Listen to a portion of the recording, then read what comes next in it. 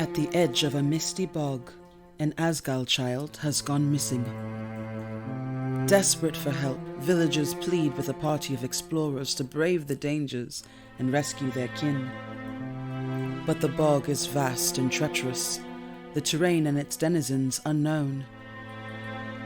In the face of such odds, is the risk worth the reward?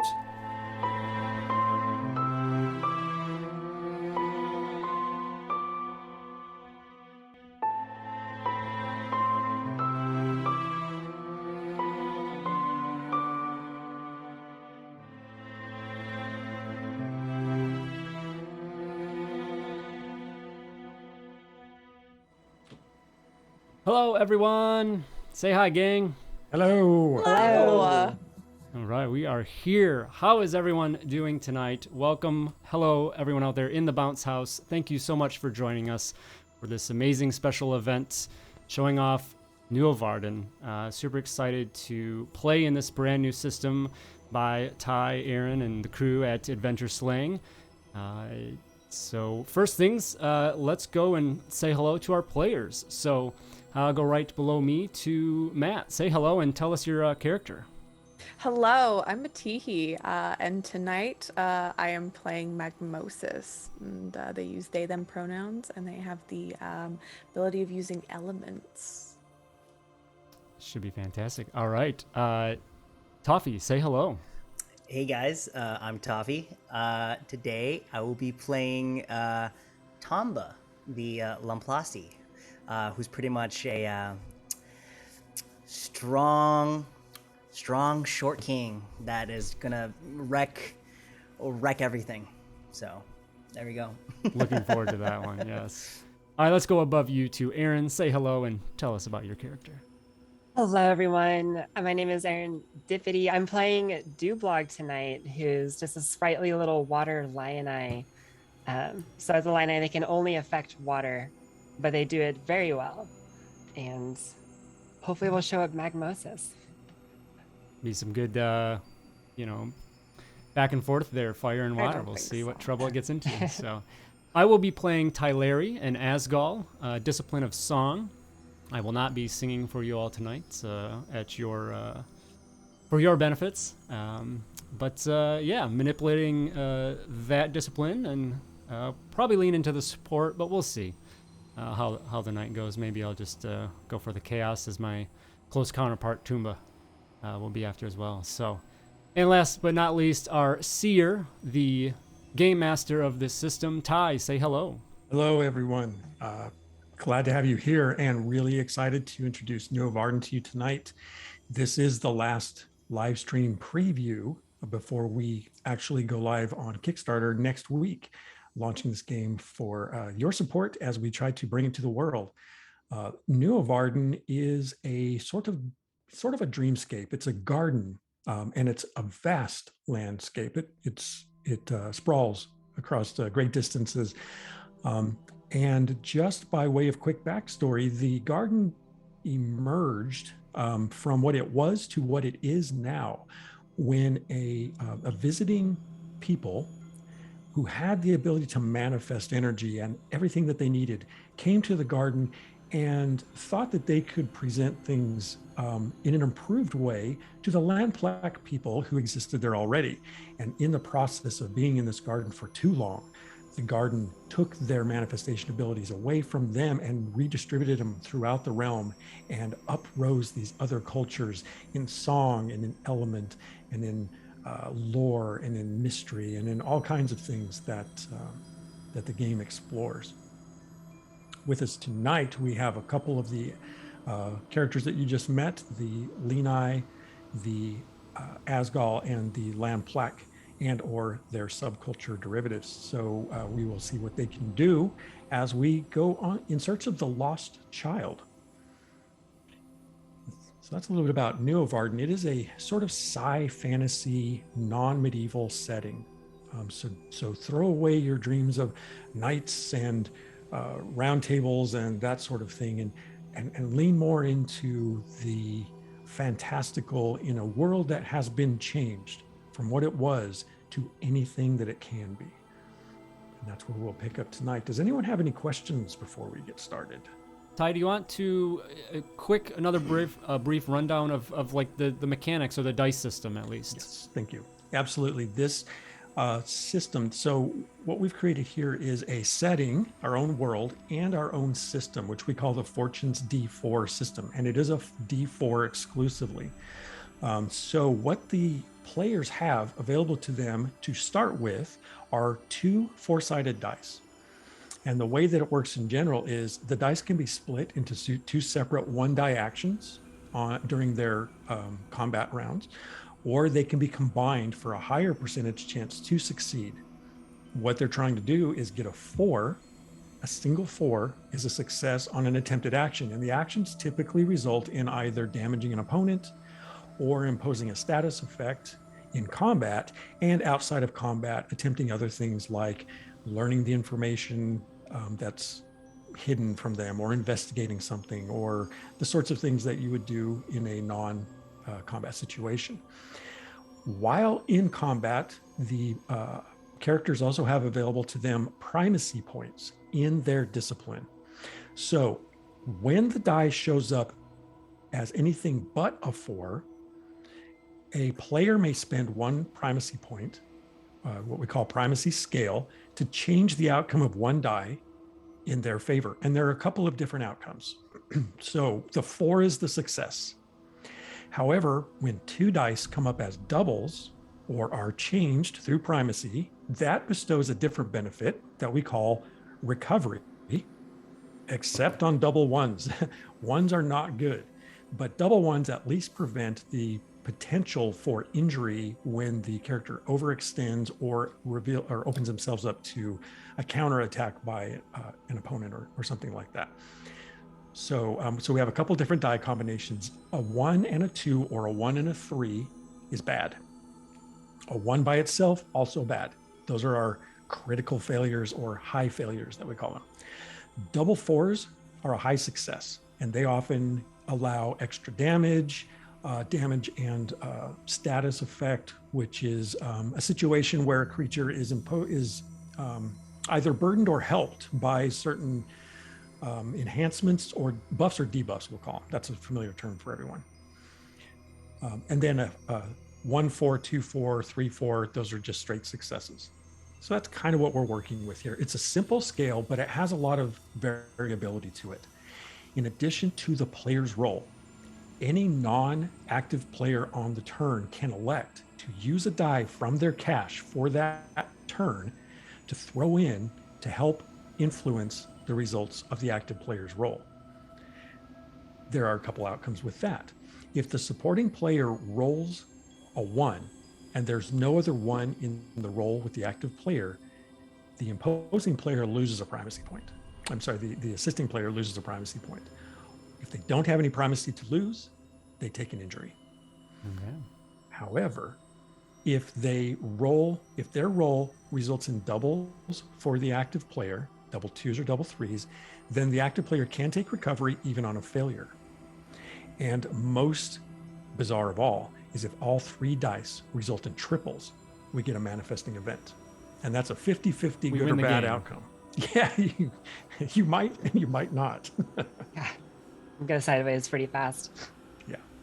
So that's a pretty quick rundown of the semi-complex system that we have here.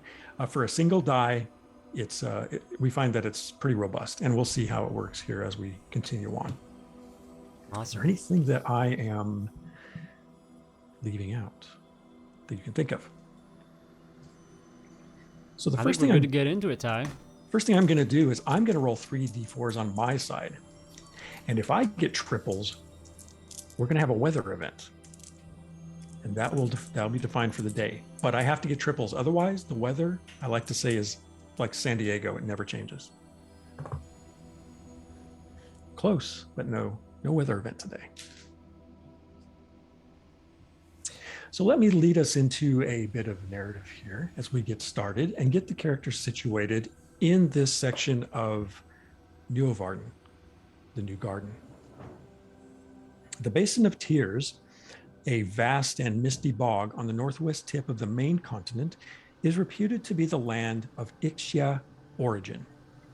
Now, those characters would know the Ixia because they are one of the cultures that we have in the world. They are the culture with the discipline of mystery. And that's all that I'll say about that for now. It is also known as a dangerous landscape with natural traps and strange creatures that emerge unexpectedly from the veil of mist that shrouds the landscape. East of the basin, 2 sweeping forests guard the sparkling bay, and south of both the bog and the forests sits the massive Wotan Tower, an enigmatic landmark in the middle of a lavender-hued valley. The Wotan are also another culture that have the discipline of technology. And that's all I will say about that for now. Presently, your group travels through the Forest of Stars, a bioluminescent forest and origin center of the Asgal. Just south of Crowned Lake is the Asgal village, Aranthea, where you hope to find a moment to rest and perhaps trade. When you arrive, however, you find the villagers gathered in melancholy song. Some sit while others move slowly in small swaying groups that sway in unison. Something seems wrong. You enter this village of Aranthea expecting to find some hospitality and instead find them apparently in mourning. A little bit of background, the Asgal refer to their leaders as Supreme or Supremes. So that would be the village leader for an Asgal. And Asgal is the culture of Tyleri as well. So seeing this and on approach to that village, what do you do observing this situation? You said they're in song? They are in song, which is not uncommon at all for the Asgal. It's very common to hear them, see them dancing, see them creating art and the aesthetic of beauty. Toffee, Tomba? Tomba. Tomba. Tomba, do you hear that? Of course, Tyleri. But what do you hear? It's not joy. No. Something is wrong here, I think. Maybe an older one has passed, or Stop and listen. It doesn't seem mournful in a remembrance sense,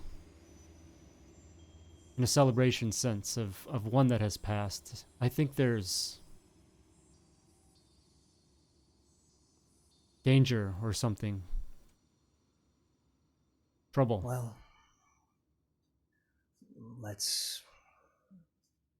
should we even interfere at this point, or should we let them mourn, let them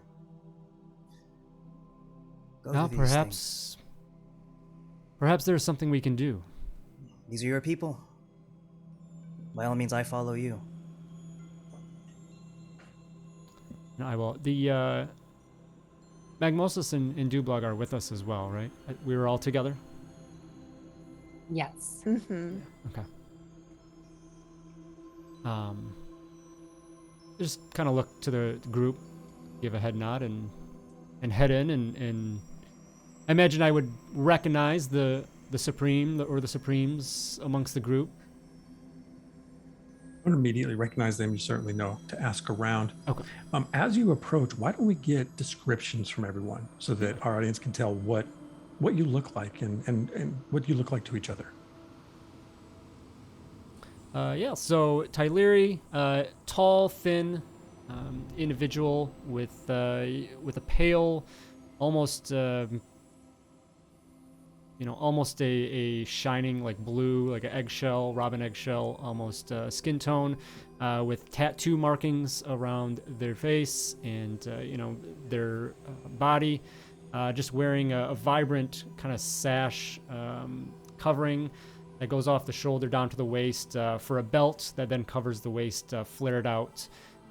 just above the knees there, and heavy jewelry in the ears, some around the neck, a bracelet or two, and carries have canvas sack along with some supplies, a simple stringed instruments that he carries, and also kind of clanking next to him is a copper pot. Kind of stands out. And following his lead would be myself, Tamba, and I have this dark, lovely, like mocha complexion, like sun-tanned, and he stands about 4'10", and he kind of has like a gymnast build, a nice slender torso, strong muscles, but you peer down to his legs and they are stocky and thick. They're like tree trunks. And he's wearing like a nice hide vest. It's funny, for the Lomplok, they are known for being a little bit modest with their clothing decisions and not really wearing too much clothing. But for the most part, Tamba, he has not a lot of skin showing. He has his hide vest. He has a nice, like, long orange silk shirt on. The left sleeve nice and loose and flowy, but the right sleeve is kind of cut up to the shoulder, where he has a sort of white armband tied tight across his bicep, kind of like a Muay Thai fighter. You look down towards his legs, and it's cropped at like the shin, and he has like these leather ankle wraps to give his feet some protection. And aside from that, you look towards his back, and he has this old-looking wooden shield, painted on the front with a 5-pointed white flower with a nice golden yellow center. And tucked right behind that wooden shield is like a big, I'm talking like almost as tall as him, like a big femur bone from a beast, like maybe like that big, you know. And he's holding it right behind. Kind of falling behind someone who's not very still, constantly kind of moving around and looking, kind of taking everything in, very curious, is Magmosis, the lean-eye. Unlike Tamba, with him being very kind of modest and dressed, Magmosis is about 4 feet tall, very small, completely sexless, and with no clothes. Their skin very much like sandstone, kind of the base, but kind of going down, it's very much like rings of her, the textures and the colors of Jupiter, various stripes of darker reds and browns going down diagonally on their skin. They have dark eyebrows with a small slit in one of them. Carried around their shoulders, they have this fibrous sack with them. It's almost like woven fronds together to hold a bunch of supplies that they carry, as well as a spear made of wood and a little stone spear tip on the end, kind of carried in their hand, that they idly kind of roll around between both hands as they walk, as they seem to fidget a lot as they go. Is a small rock, a bit misshapen, but very smooth on all sides. And they kind of continue to look around, and they're trying to stay still as they walk, but it's obvious they have a lot of energy and they just want to move. And behind that figure is Dublog, just a little bit shorter and a similarly sexless kind of stature. Dublog is covered in a light blue skin, pretty much uniform with no striations, with a couple of exceptions. From the forearm, each of the forearms starts a gradient fading into like a deep midnight by the fingertips, where the finger pads are actually like a same kind of bright blue as the rest of their skin. And same as for both arms, as well as that gradient is also on the legs, going down from about the knee down to the end of the toes, and the toe pads also a bright blue. Two thin white eyebrows kind of sit above a pair of deep blue eyes, which are actually red and pouring with tears at the sight of the Osgals, kind of following along and sniffling a little and wiping a tear as they go by. They carry a satchel carried across their chest, the strap of which is dotted with little water stains from this icicle they wear on a little leather cord. And the icicle is also dripping and seems to be forever dripping onto this semi-soaked satchel strap. And they just kind of mope along at this point with the rest of the party. And as we approach, I'm gonna just kind of stop Magmosis real quick. Magmosis. What? They sound sad. You need to look sad. Okay. They like take their fingers and they just kind of stretch it. Okay. Does this work? You look scary, not sad. Oh, okay. Sad. Think like you just dropped your favorite dessert. That is very sad. Blood cries harder. Oh, I feel like you being sad makes me sad, so I think this works. When we're here, it's good to absorb their mood, their energy. It's only proper. Okay. Sad. Their face finally kind of contorts to one of sadness, and their movement slightly jitter and stuff. We'll work on it. Okay. Sounds good. I'll be sad. Let's approach. We shall. As you enter the village, standing out as you do, explorers come and go throughout the realm. It's not uncommon to see groups of people together who are not from the same culture, because explorers need each other to survive. It's an aspect of strength in numbers. So you're recognized, and culture to culture, there's a general acceptance across cultures for the most part. There are some that are more closed. The Asgal are not closed at all. They're very welcoming.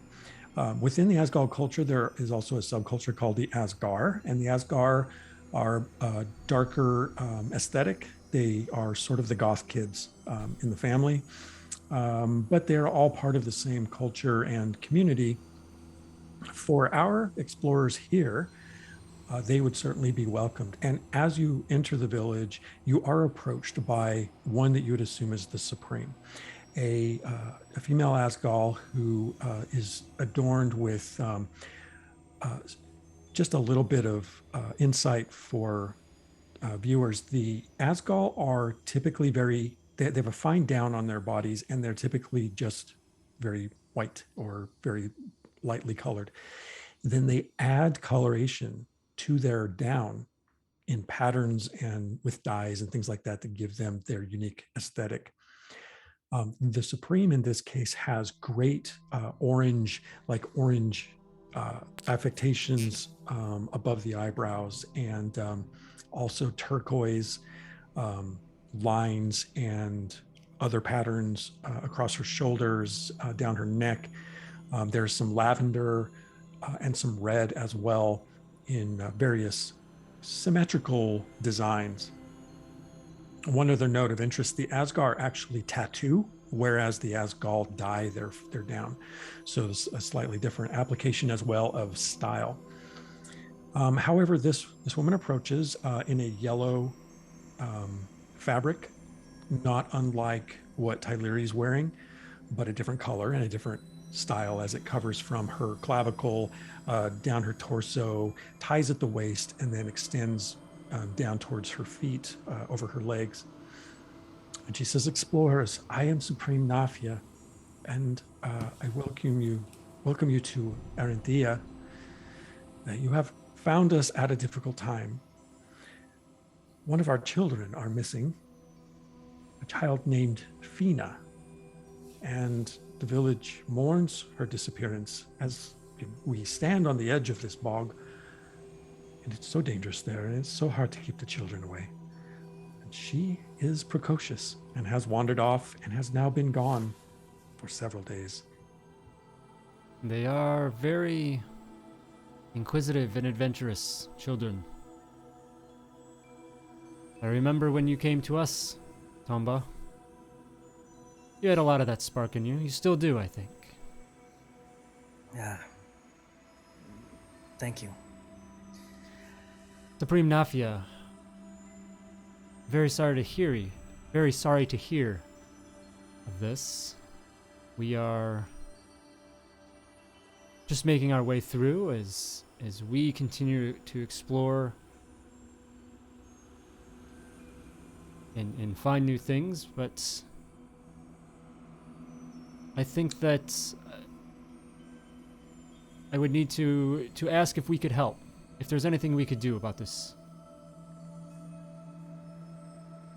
It's kind of you to offer, and I wish we could offer you better hospitality than we can at this time, but we could use your help. We are not prone to wander from the village and into the bog. It's frankly not safe. It's a dangerous place to go.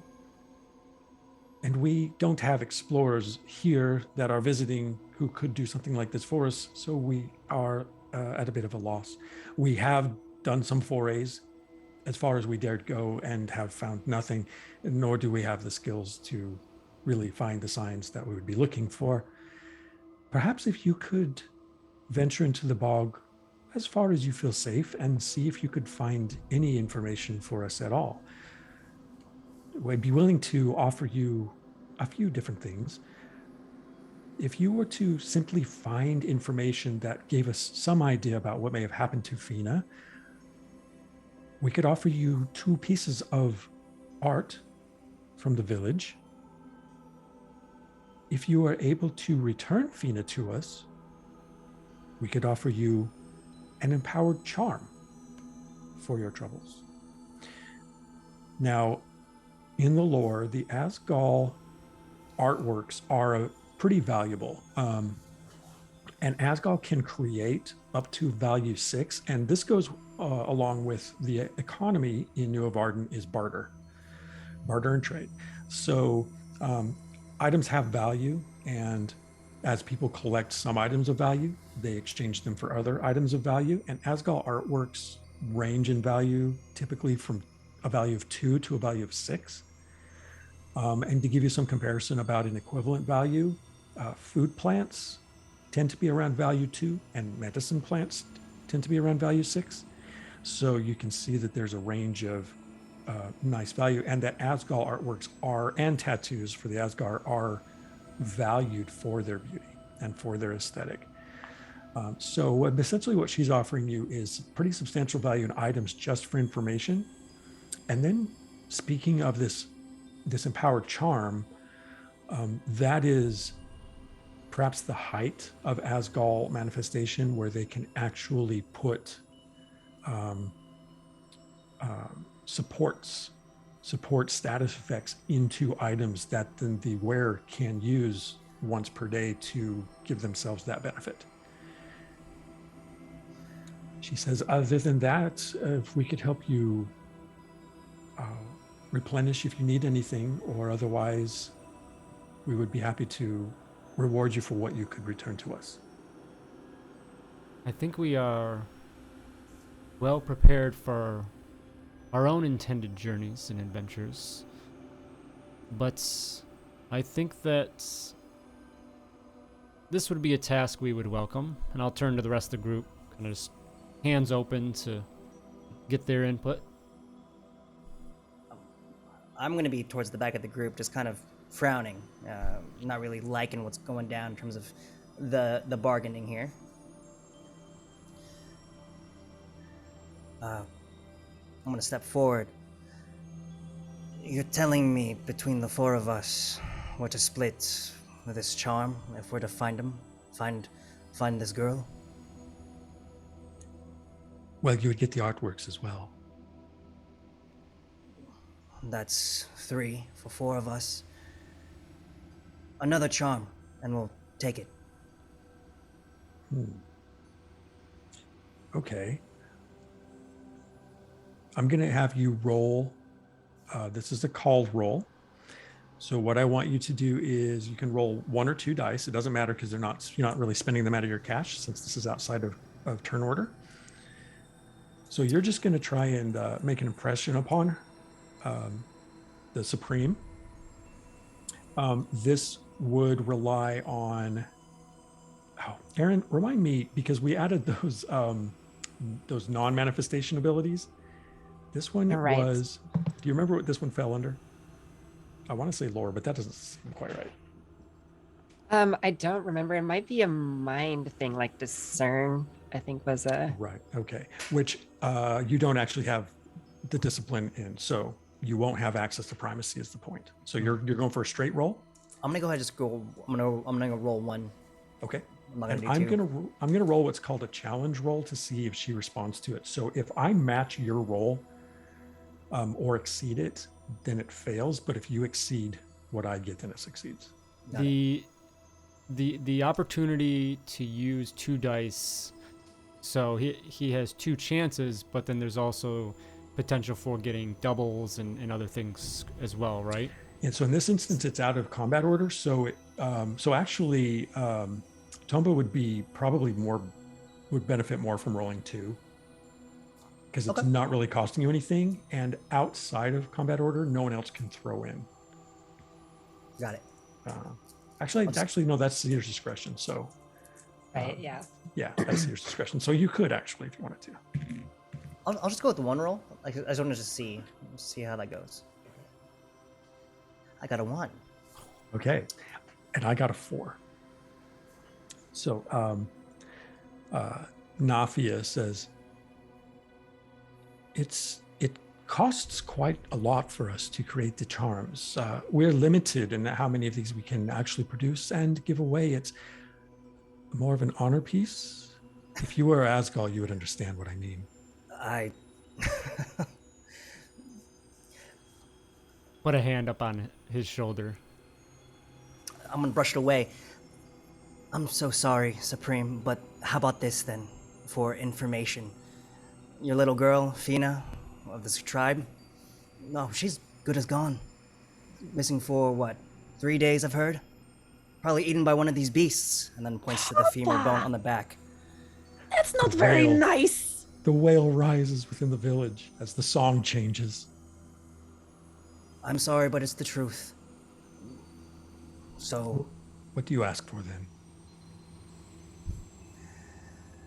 well, my friends here, they seem very well intended to go and explore this bog. But just answer me one more question. Are we the first group of adventurers that you're sending into the bog? Or are we, what, the 5th, the 6th? You're the only ones we've seen in the time since Fina has gone. I'm gonna go ahead and just look her up and down, then just walk away from the group and just kind of lean up against a tree. She says, over to you where you're leaning against the tree. 2 pieces, 3 pieces of artwork for information. If you return Fina to us, 2 charms, 1 specifically for you.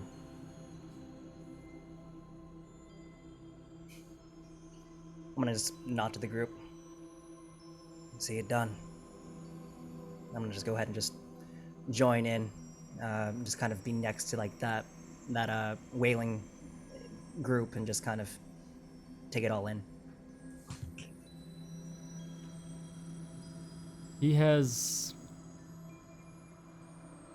done well to adopt much of our culture's ways, but there is so very much of him that still comes out of his origins. I think his intentions, he means well. He's from a fighting culture. I understand. But it'll be good to have that spirit on this task. Oh, I'm sure that it's why you've chosen him to be part of your group. You need that sort of security. But I have met other Lamplek who are more patient.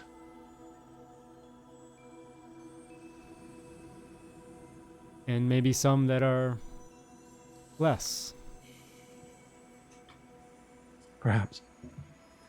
But as Fina is important to our village, nonetheless, we will do what we can to assure her return if it's possible. And I thank you for being willing to take this task on. I understand that there are risks, but if not for you, then your friend would be absolutely right. She would be lost for certain. Dublog, Magmosis. Do you have any inputs? Dublog sniffles. Well, I'd like to help them if I can, but also we're going in to see the land water, right? Yeah, we're gonna go see a bog. And then her tears kind of pause for a moment, or their tears pause, and they smile. Oh, I was hoping we'd stop by for that while we were here. Mm-hmm. Kind of momentarily forgetting the sadness all around them. So you get oriented to the situation. The village is, as I said, it's pretty much on the border of the bog. So the bioluminescent forest, as you head west, eventually fades into the mistlands, not far. So the Supreme orients you in that direction and says, I assure you, first of all, that we have scoured the forest within some distance since she's been missing and there's been no sign of her. We have, but to assume that she has gone into the bog.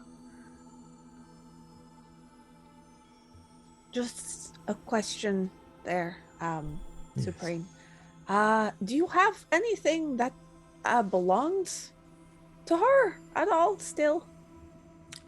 I'm sure we do.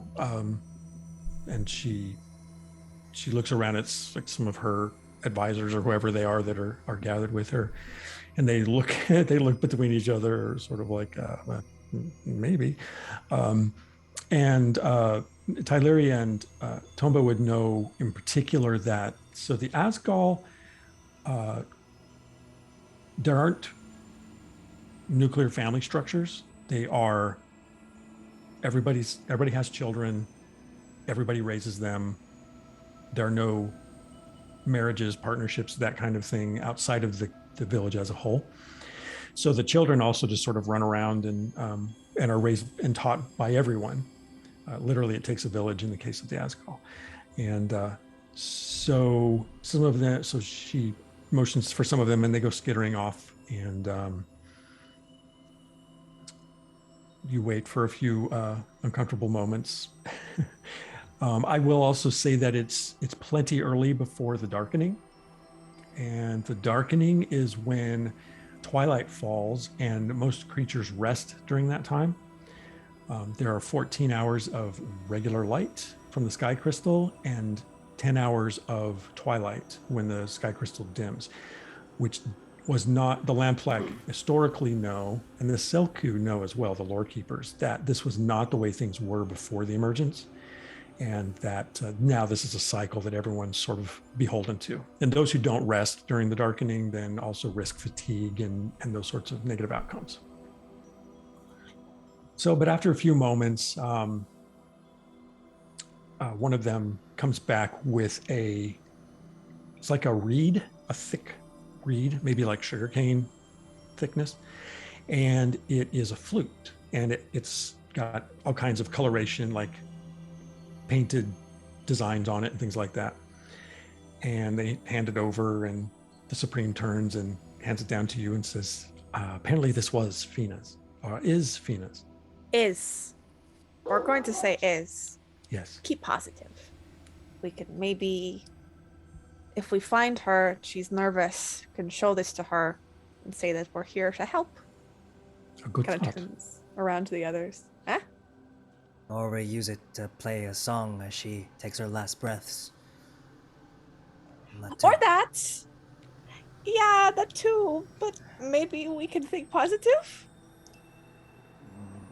I think we have enough positive with you around, Magmosis. Okay. I will. Can I? Looks back to the Supreme. Would it be okay for me to play this, or should I not? I think it would be fine. Okay. Do you know how to play it? No. Well, perhaps you'll know by the time you get back. Hopefully, it doesn't take that long, but we'll see. Best of luck to you then. And when you return, should you need anything to resupply, perhaps then we can be of some use.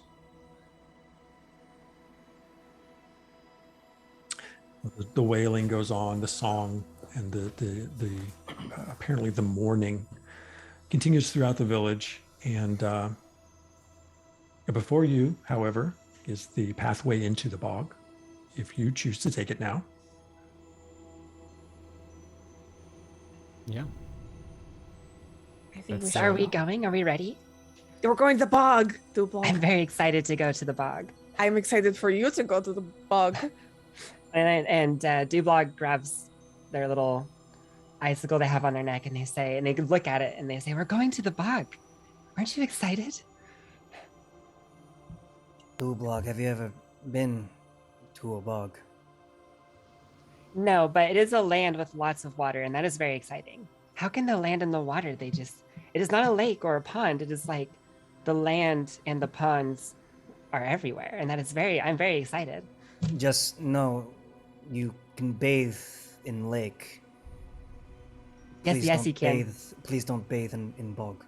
I'm probably going to bathe in the bog. I'm very excited.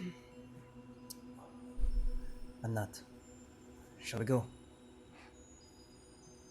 Yes. Way. Right.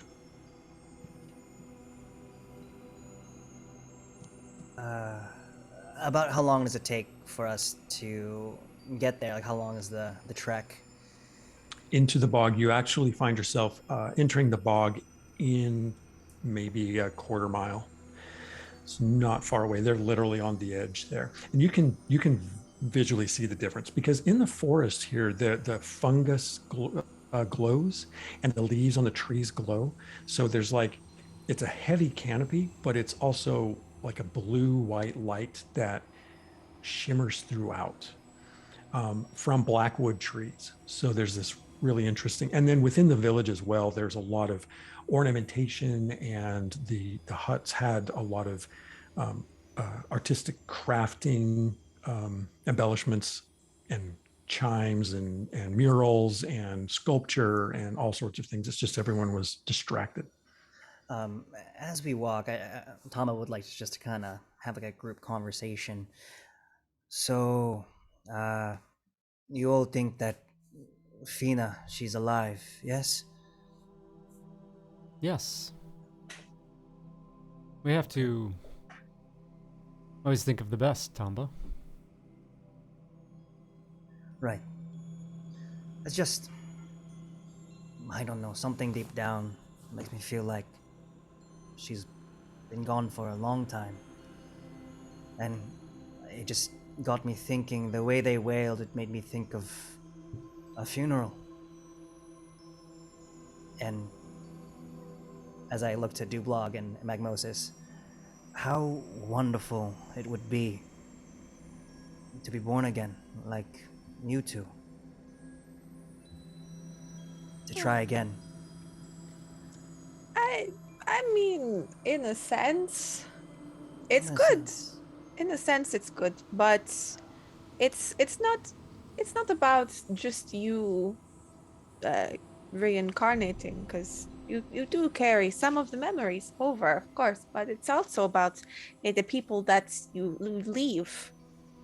And for us, we are lucky because it's a choice, but for you, it's not. Tomba, you are able to start over every day. if that's what you choose. There's other ways too.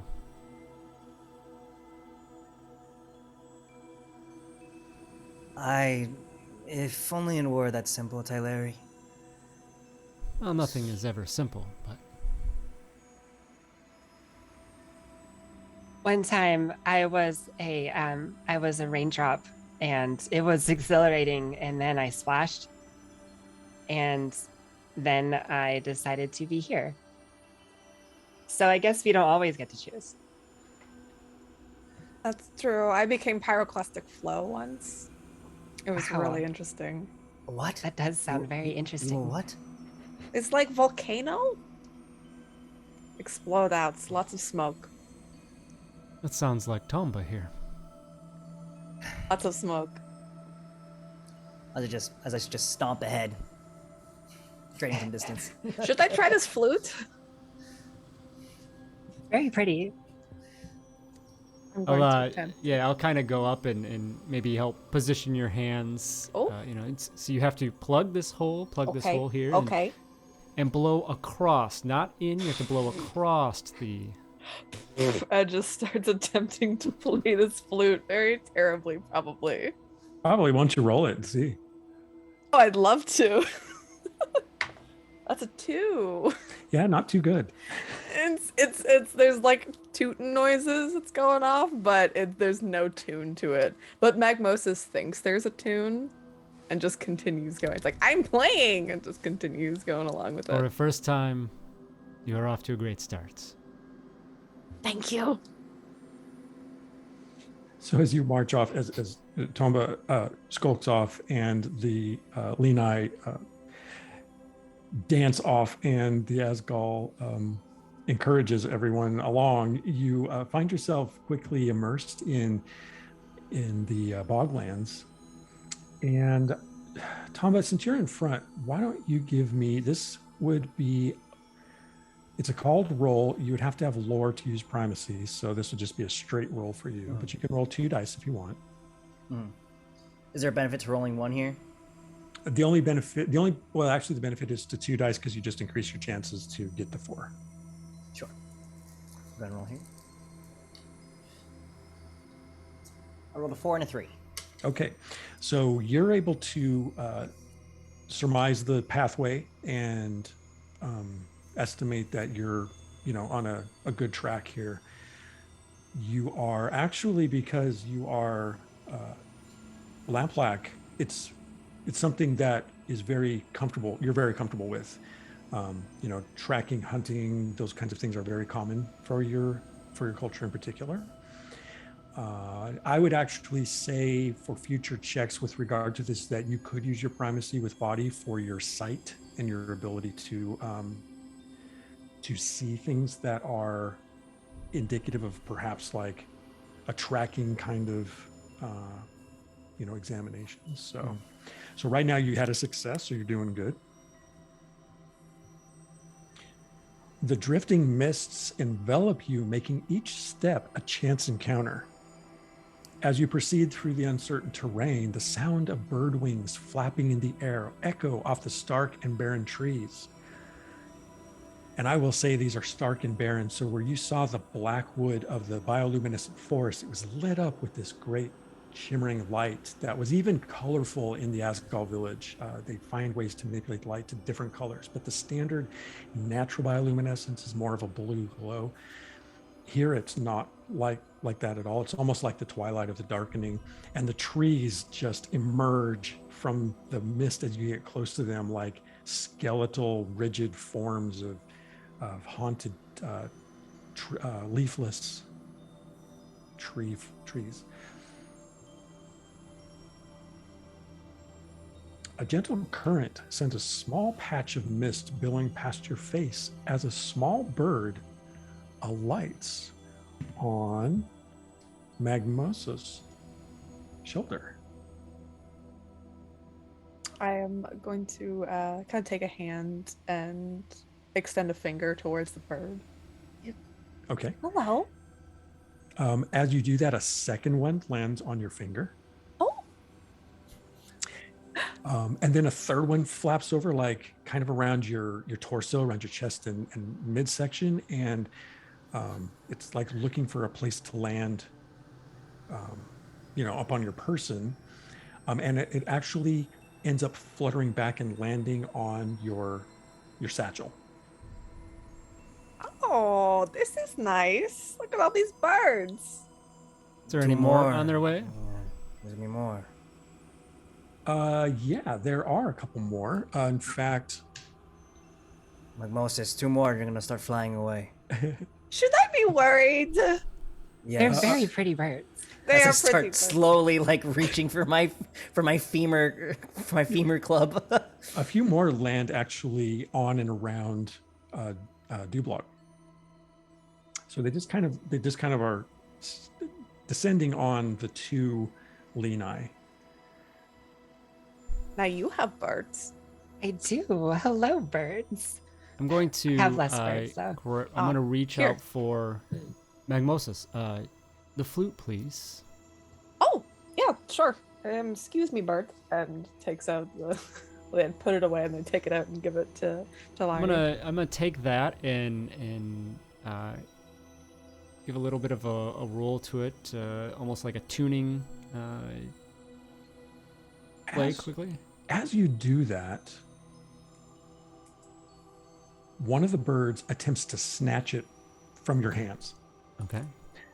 So this is a challenge roll. So I was trying to be diplomatic, but I guess all bets are off.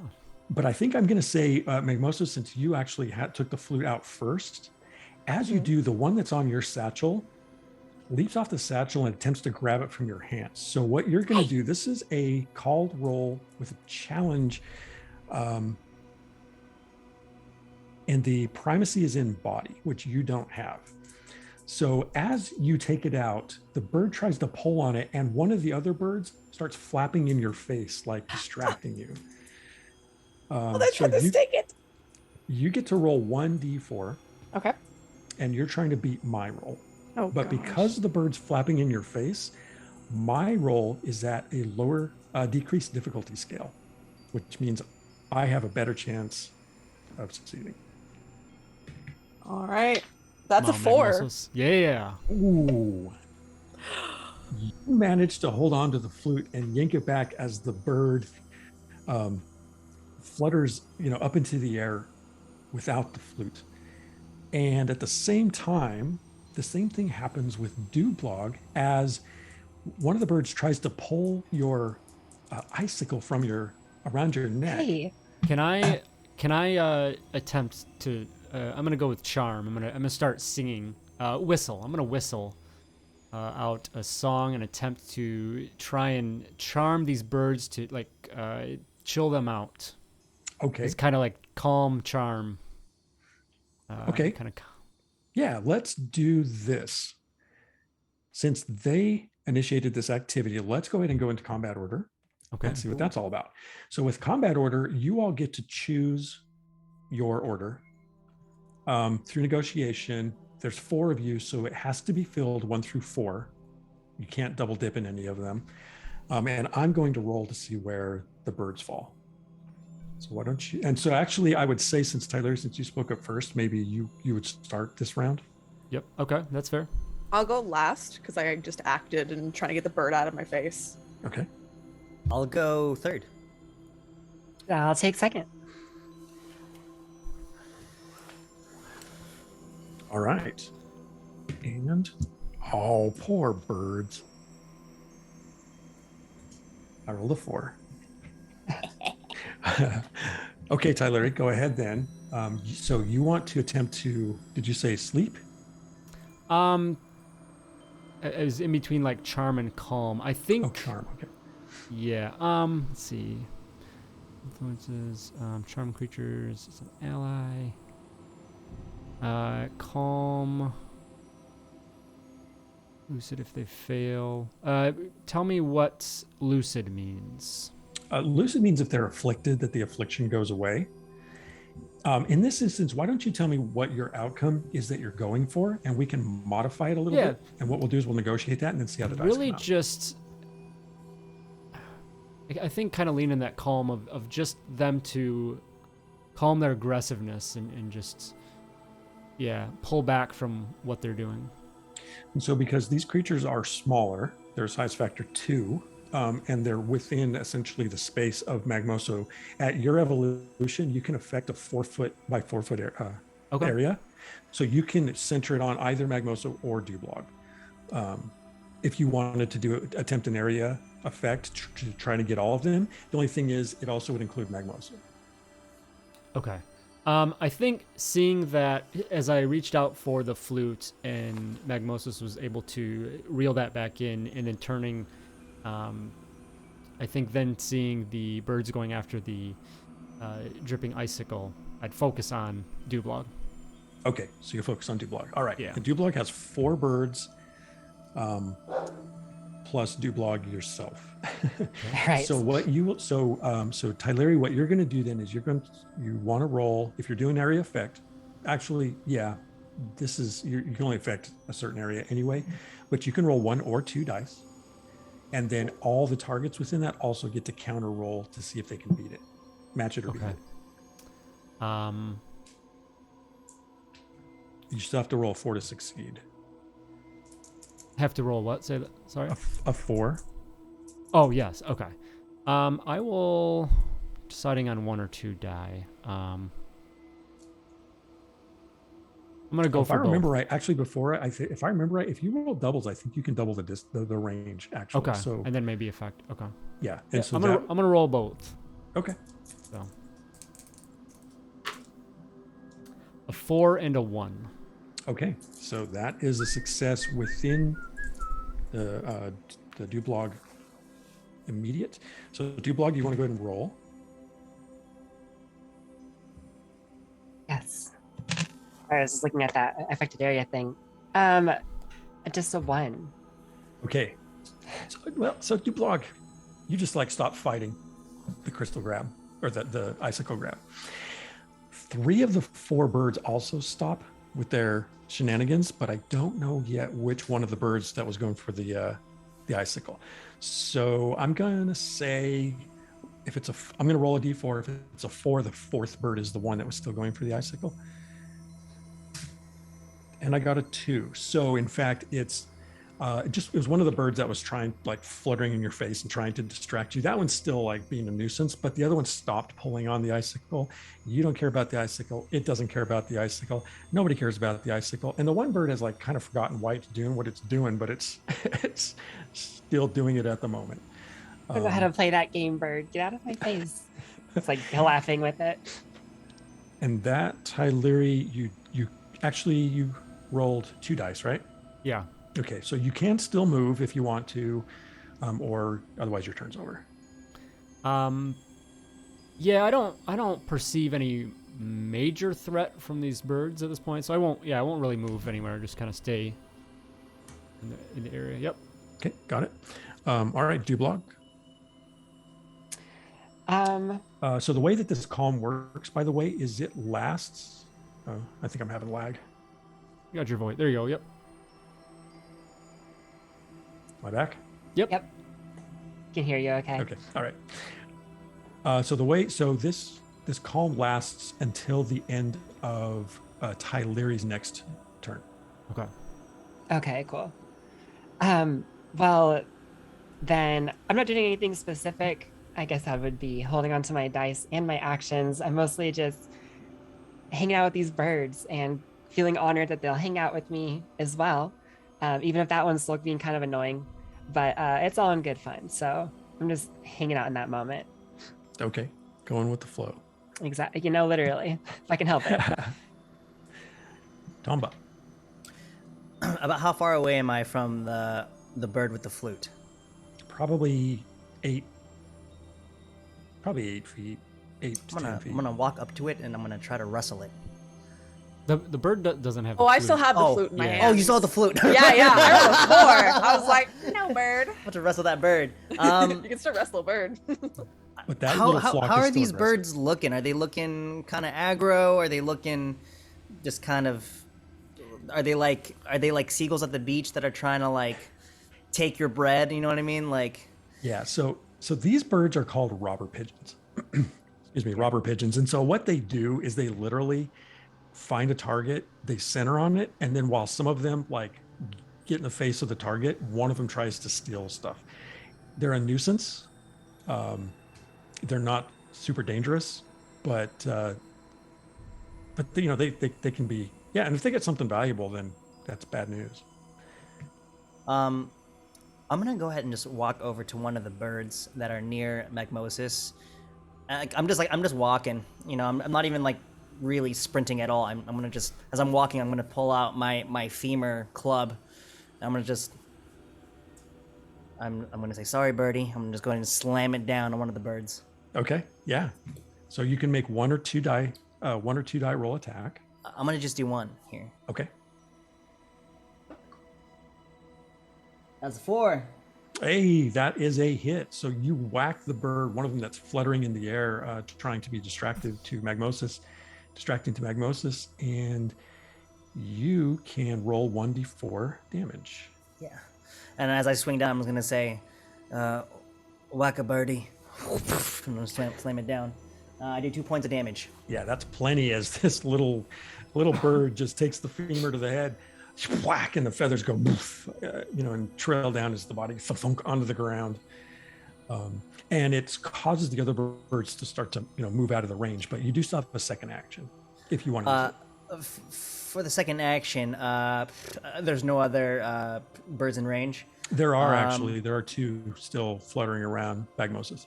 Yeah. Can I? And none of them are holding on to the flute right now at this moment? Not at the moment. Nope. Magmosis was able to pull it back. Yeah, I'm gonna just do something different. You know what? For now, I'm gonna go ahead and just go for another attack. Then can I do that? You can. Yeah. As I swing down, just go. All right, round 2. Go for another swing. That's a 1. Oh, okay. So choices. Now this is where someone else who still has dice in their dice cache, Tyleri does not.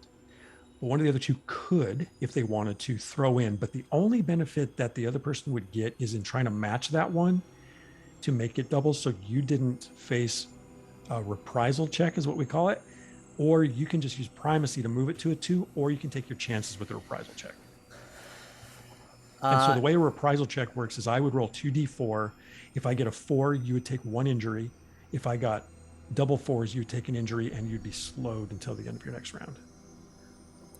Let's take the reprisal check. I kind of want to get some consequences for just committing murder on these birds. You swing through, swing, batter, miss, and I got a 4 and a 1. So you actually strain yourself a little bit in this swing through and take 1 injury. All right. You okay? No. Not Oh. really. Yeah, I didn't warm up before batting practice. Okay, well, next time warm up. You can move up to 24 more feet if you want to. Otherwise, you'll be done. No reason to. I'm going to go ahead and just stay in my place here. Okay, got it. All right. So Magmosis. So Magmosis is going to take a very deep breath, seeing all the birds around them, some of the mist kind of going into their lungs, their chest puffing out. And I would like to affect air if possible and just try to blow all these birds like away. I don't know how, you said it's like a very smaller area. Am I close enough to Dublog to get the birds there? Yeah, you could turn around and try to blast them off of Dublog. It would also catch Dublog and Tyleri potentially. This might be a bad idea, but Magmosis thinks it's a great idea. What I will say, Away. so here's an option that I suggest. You could push them away if you want, and that would move them up to 16 feet away if you roll a 4, or 32 feet if you really want to blast them out of the way if you got double 4s. I'm thinking I'm going to do a move for this one. I'm not trying to hurt them. I'm just trying to get them out of here. So 1 die. You want to do, it basically comes down to 1 die or 2 dice. No, I'm rolling 2 dice. I'm rolling 2 dice for this.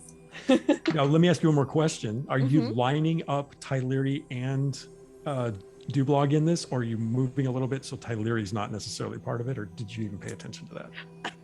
Magnosis did not pay attention to this. They're just going. So Tyleria might be affected. I did roll double twos. So Okay, all right. Oh wait, can I throw? yeah. I'm gonna throw in on this. So Yeah. I'm gonna kind of like duck and put my hands up as I see you doing something where with a couple of the birds are, and I got a 4 on my assist. Okay, so first of all, you blast into them, and let's see if they're able to keep from getting pushed back. Actually, there's 3 of them. 2 of them just kind of flutter a little bit out of the way. One of them goes whoosh off into the 16 feet off into the mist. The mist also roils back. Dublog, you can make a challenge roll on that. Okay, I thought so. I did. I got a 3. You got a 3. Okay, so you also go tumbling backwards into the thing. And so at this point, considering that Magmosis wasn't paying attention, Tyler, why don't you also give me a D4? Just single D4? Yeah. A 4. Okay, you do not get blown away, and so you turn to the side as Dublog gets blown past you 16 feet into the mist. One of the birds along as well, and 2 of the other ones just sort of fly up in the area. Now, Magmosis, because you rolled double twos, you also get a recovery. So you have 4 options, depending on what you need and want. You can recover 1 injury scale, but you're not injured. You can recover 1 primacy scale if you've spent any. You can boost your armor factor by 1, or you can remove a condition, but you're not under any conditions, or not condition, but status effect. So I think I'll boost armor factor by 1, and basically like they blow almost this like concussive force of wind out, accidentally like blowing Dublog back. They're like, sorry! But they take that wind that was in their lungs and kind of contort it around themselves, almost like a flowing armor to like twist and try to keep these birds away. Very much like in water when various like creatures spin those cyclones in order to catch fish. That's of going around them currently. Okay, and you buff up. Getting ready. Okay, so you have 1 armor factor. Now, the way armor factor works is you have that armor factor until you take 1 injury scale of damage, and then it takes the damage and goes away. Perfect. Okay. All right. At this point, the birds are like, forget it, and they go flittering off into the mist. And to Dublog, you are it's a little hard for you to see your allies, and it's a little hard for them to see you as you're just sort of a shadow a few feet away in the mist. Dublog. Yes, Magmosis, that was I'm like trying to kind of fading in from the mist to back to being visible. Magmosis, that was very fun, but next time I would like a warning, please. I'm so sorry. Next time I will, but I was breathing in, so I didn't have words. I understand. And I didn't realize that the water was also in the air. I absolutely love this bog. There's water everywhere. There is a lot of water. Tomba, So I got lost in there, and I kind of. Okay? I am okay. Yes. I think I hurt my shoulder quite a bit. I'll be fine. And as I'll kind of go a little bit away from the group, just kind of give myself a little bit of privacy. And can I try manifesting a self-heal here? Sure. So you can roll 1 or 2 dice. You can only try it once outside of combat. Yeah, I'll roll 2d4. I landed double 4s. Ooh. Hey, okay. So if you had a condition, you would also be able to remove that. You can call it a condition, a status effect. You could remove that, but you don't. So you can heal 1d4, and you only need 1, so you basically get that back. Yeah. How does that look? Is that just me physically just shifting my shoulder back into place, or is that is it something else in terms of a manifestation? The muscle is literally healing itself by will. It's manifesting energy that just reduces the inflammation. It stitches the muscle back together, and you are no longer bearing that injury. Yeah, so like the rest of the party, like they see like my right shoulder is pretty exposed because the right sleeve's cut off, and you just see like tendons and muscles and fibers just like gurgling underneath the skin. So just you hear cracking back into place. Magmosa stares in awe. What? That's really cool. What you did was cool. What you did was cool. You smacked the birds and then you put your muscles back in place? Conserve yourself, Tombo. These aren't what took Fina. I can guarantee that. So yes, I will take it slow. There will surely be worse dangers. But as you fend off the pigeons, a savage shriek pierces the air.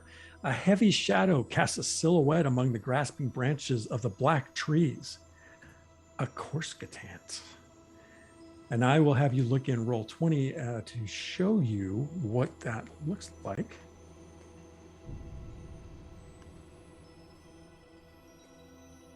Now, these are just the basic uncolored forms of our creatures right now, but this is a Korsketant. Lovely. What would you say the size is? This creature is, let me get that specifically. I'll give you a description.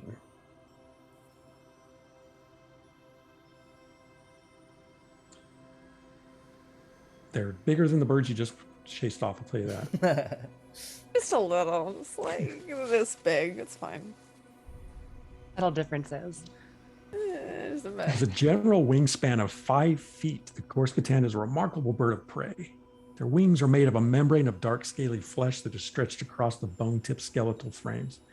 Their torsos are covered with thick layers of black and red striped feathers, and they perch about 4 feet tall. A pair of talons grip on a perch and have a retractable black talon. What does that do? The head is bald and tipped with a black hooked beak. And this is essentially a bird of prey, if you couldn't tell. So let's change things up just a little bit as far as the music goes and choose your combat order.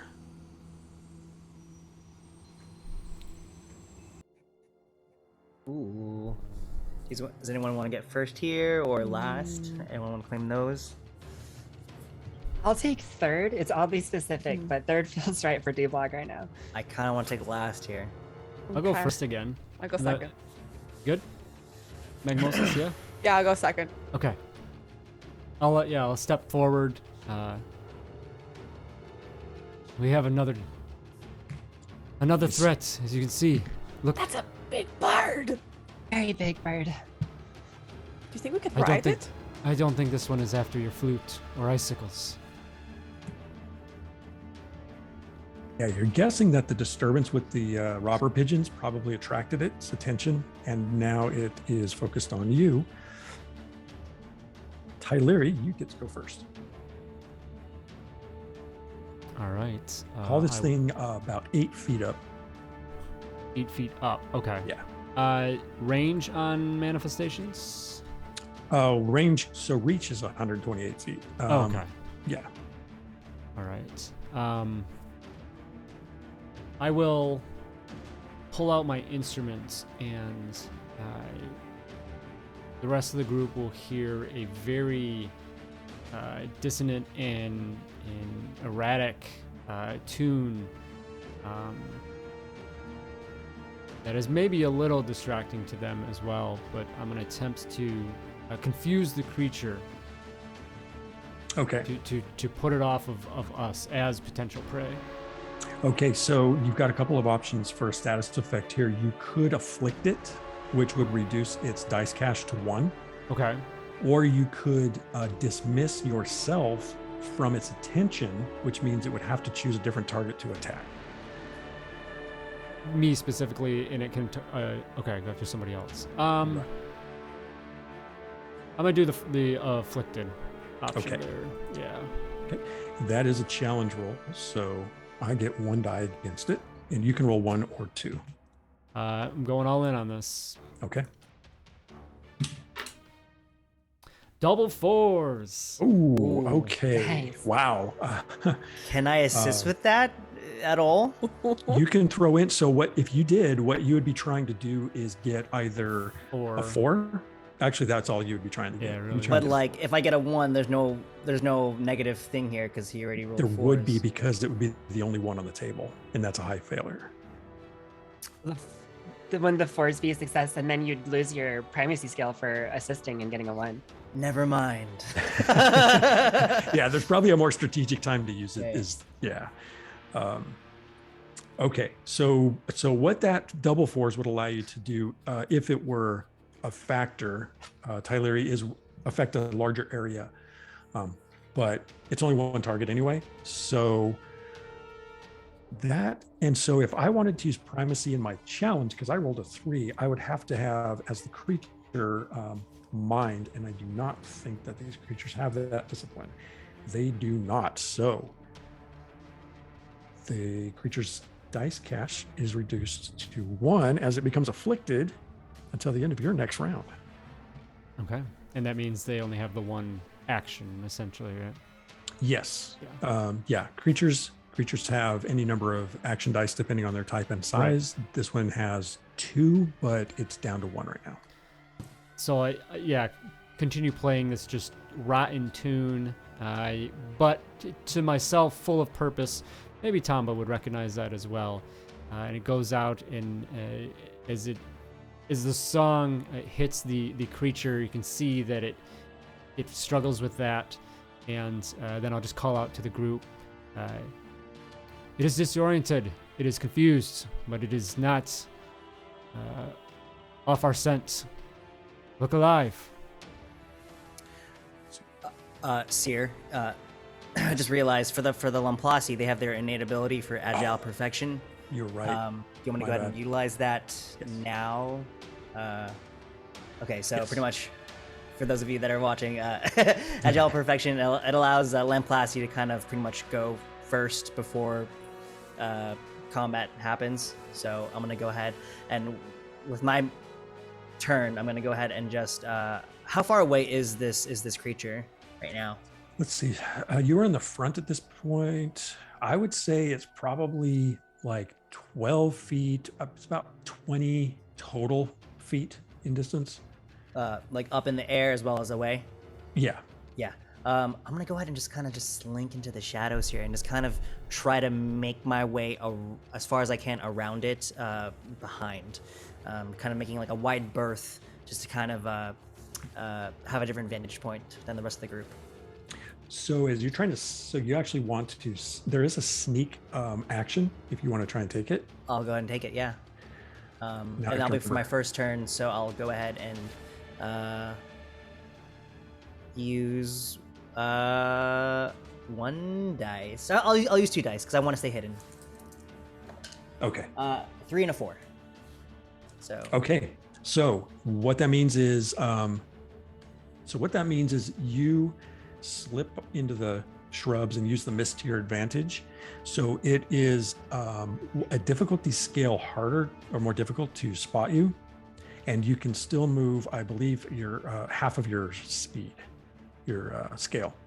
So you could still move. Actually, you've got 42, so you could move 48. Or 48, right? Thank you. Yeah. So you could move 24 feet as part of this. Yeah, I'm gonna go ahead and just sneak 24 feet away, and then I'm gonna just whisper to the rest of the group, keep them busy, and just slink off. Right. So that's what's brilliant about that is the creature, in order for the creature to try to find you, would have to use its action to do that. It only has 1 die. So yeah, nice. Well done. All right. So that was... So our dice refresh every turn, right? At the start of your turn. Yeah. Okay. Yeah. Good. Okay. So Toma did that. Then Tyleri did the Confuse. Now it is Magmosis. So you said it's about 20 feet up in the air. It's a little closer to you. It's more like 16. That's okay. I'm wondering, because with Effect Earth, it says we can launch projectiles. Can I launch myself? I would say yes. What you would do is you would actually rise the ground below you to try and push yourself, is what you're trying to do. Okay. Iceman, but with Earth, yeah. What Magmosis is attempting is to kind of launch themselves towards the bird and basically try and get onto it and like grapple it. Okay. So I'm guessing that's two separate things, if possible. So what you're going to want to do is probably run closer to it first of all, because you can then push yourself 16 feet at a minimum with a single die or with a single 4. So you'd want to run up like 8 feet and then try to launch yourself. And then if you wanted to use 2 dice, you could launch yourself up to 32 feet, but then you wouldn't have that extra die to try and wrestle. So you probably want to use 1 die and then 1 die if you want to do it all now. Yeah, we're gonna try it. This is a bad idea, but I think Magmosis is gonna go for it. You see them like just run up that 8 feet, just sprinting, and then kind of force their hands towards the ground and just spring themselves up or attempt. That's a 4. There you go. Bam! Nice. Into the air, you fly towards this thing as the ground throws you flying in the air, and you're like, wow! You go flying into the thing. Now it's going to be a challenge roll to wrestle. All right. Yeah, you see them fly towards this bird and try to like grab it around their neck. That's a 2. Okay. Yeah. I'm gonna throw in to assist. Yay! Okay, go for it. Hey, well, I got a 2. So I Okay. got you doubles. There we go. All right. So as you go fly, you don't actually hit the bird. You land in the trees alongside it. Whack. Launch yourself up there. You're pretty darn close to the thing, but you didn't actually succeed in your full goal. However, you can do recovery. So that is another armor factor, recover a primacy point. I think that's all that you're down. I don't even know if you're down a primacy point yet. I haven't used any primacy points, no. Okay. So I'm just gonna add another armor factor. All right. As they kind of land in the tree, I would say they took some of those rocks kind of up with them as it like flew. And as they kind of land, the rocks fall near them and kind of create almost like a pebble-like armor, kind of adds in with the various wind that's going around them. So like, oh, Sweet. okay, I'm fine. It's okay. You wave from the tree. It's okay, I'm fine. All right. However, it is now the Corsicatan's turn. And seeing you in the tree next to it, it has its own plan in mind. Oh no. Let's see here. Yeah. So it slashes at you with its talons. My 1 die. I got a 4. Ooh. Oh no. So, but what that means is, so this bird also has something else it can do, but it has to do it on high success, and it can't get high success because it's afflicted. So, and you only take 1 injury scale as the talon just grazes you, and that actually gets absorbed by one of your armor factors. So you don't take any damage, and your armor factor drops by 1. All those pebbles just come off as this thing just talons down Magmosis. Like, my rocks! Like a raining down. What? Just all done. Nice. All right, Tomba. I'm last in the turn order, so wouldn't it be? Oh, I'm sorry. You're right. You're right. Good luck. Yes. Oh yeah. Oh, I thought I heard Dublog say they were last. Okay, my bad. All right, Dublog. Okay. So I only have 1 die because I used one of my other to assist, but I am gonna spend it. There's like puddles, kind of water on the ground nearby, right? Yep. It's a wet environment for sure. Gotcha. Okay. So from the ground, I'm gonna say, Magmosis, watch out, and send like a ball of water, just like almost like I pick it up, like a little fist comes shooting up at the Corsicantant. And I got a 1. I'm gonna go ahead and shift it with primacy to a 2 so it doesn't come back to bite me. All right. And that's what I got. That's it. Magmosis, look out! And then you get splashed. Ah! Oh, sorry, I missed. Now I'm part bog. Hey, you're welcome. Thank you. Do you want to do anything else, D-Blog? That is it. That's all Okay. my whole turn. All right, Tomba. With my sneaking, was I able to go behind? Am I behind the creature right now at this point, or am I kind of like on the side of it? With a 24, I'd say it's kind of up to you. However you want to position yourself. You could Sure be, thing. I would like to be behind them if possible, but still like hidden. and I'm it gonna isn't go a tree, so you're kind of dealing with branches and tree trunk Right. and stuff. But yeah. As I see what happened to Magmosis, I'm gonna go ahead and just shake my head, focus on myself, and try to enhance my body here. So I'm gonna go ahead and roll for that. I'm gonna use just 1 dice here. So what's your objective? What outcome are you seeking? I'm trying to grow some wings. All Trying to grow some right. wings here. Yeah, All we're gonna right. add flight.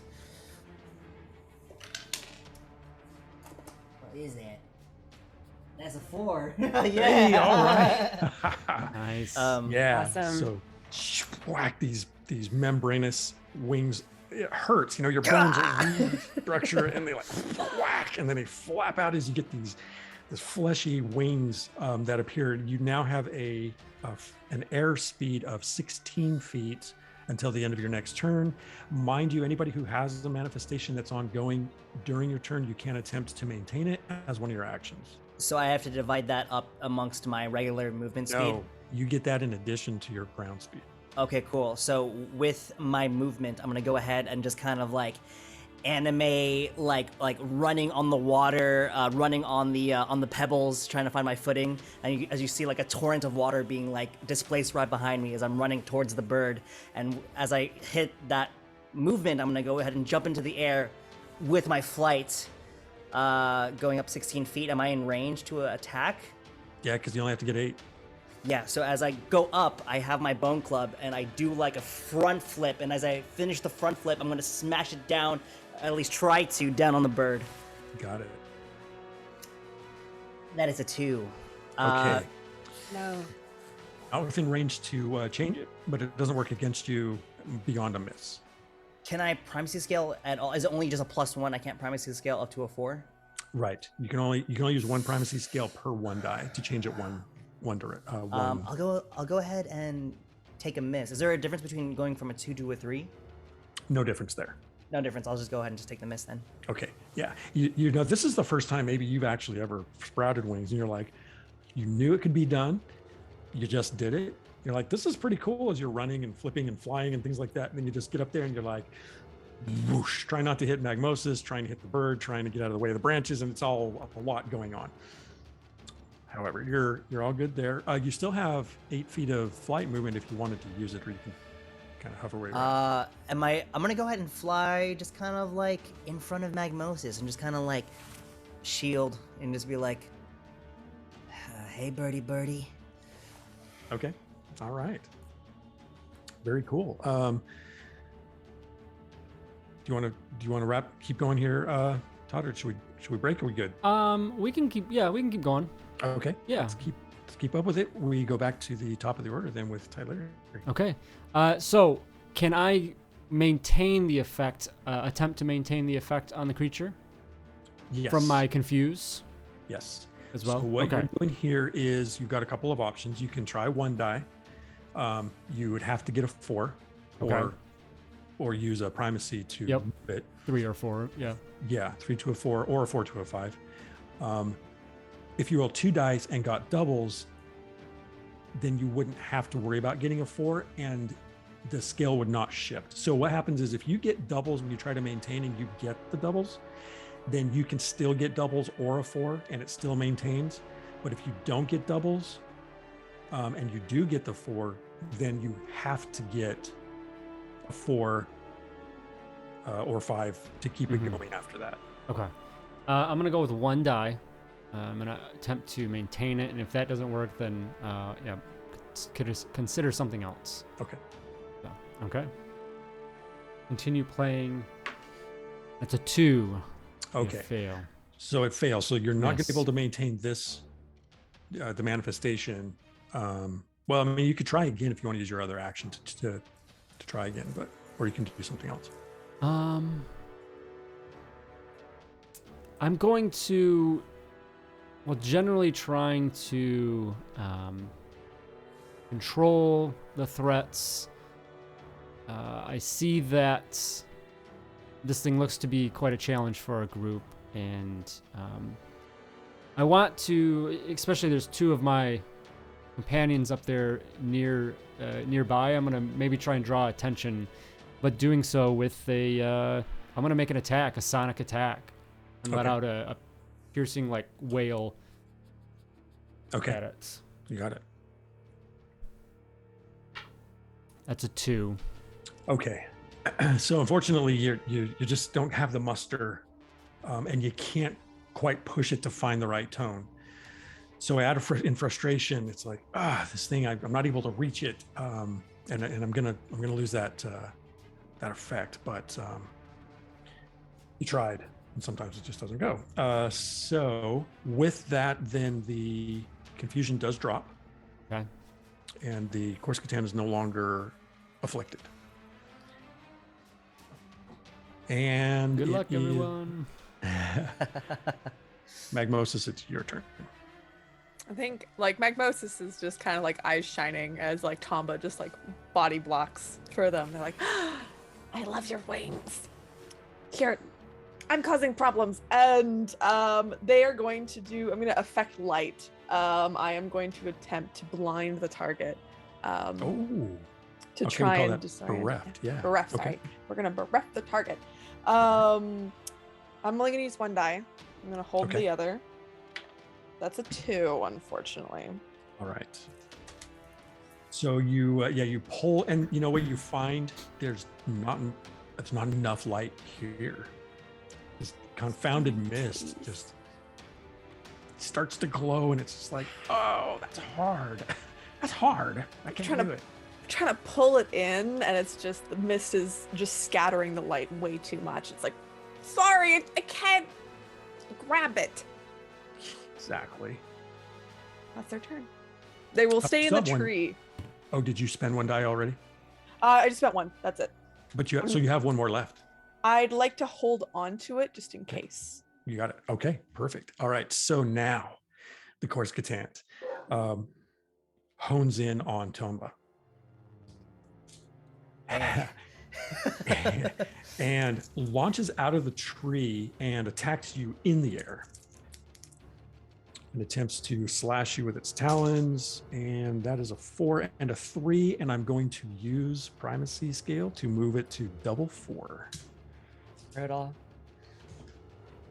So what happens there? Let me double check to make sure.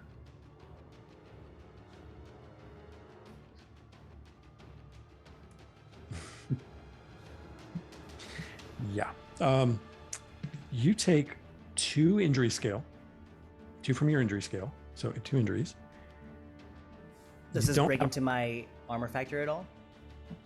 Your armor factor is based on your shield specifically? Yes.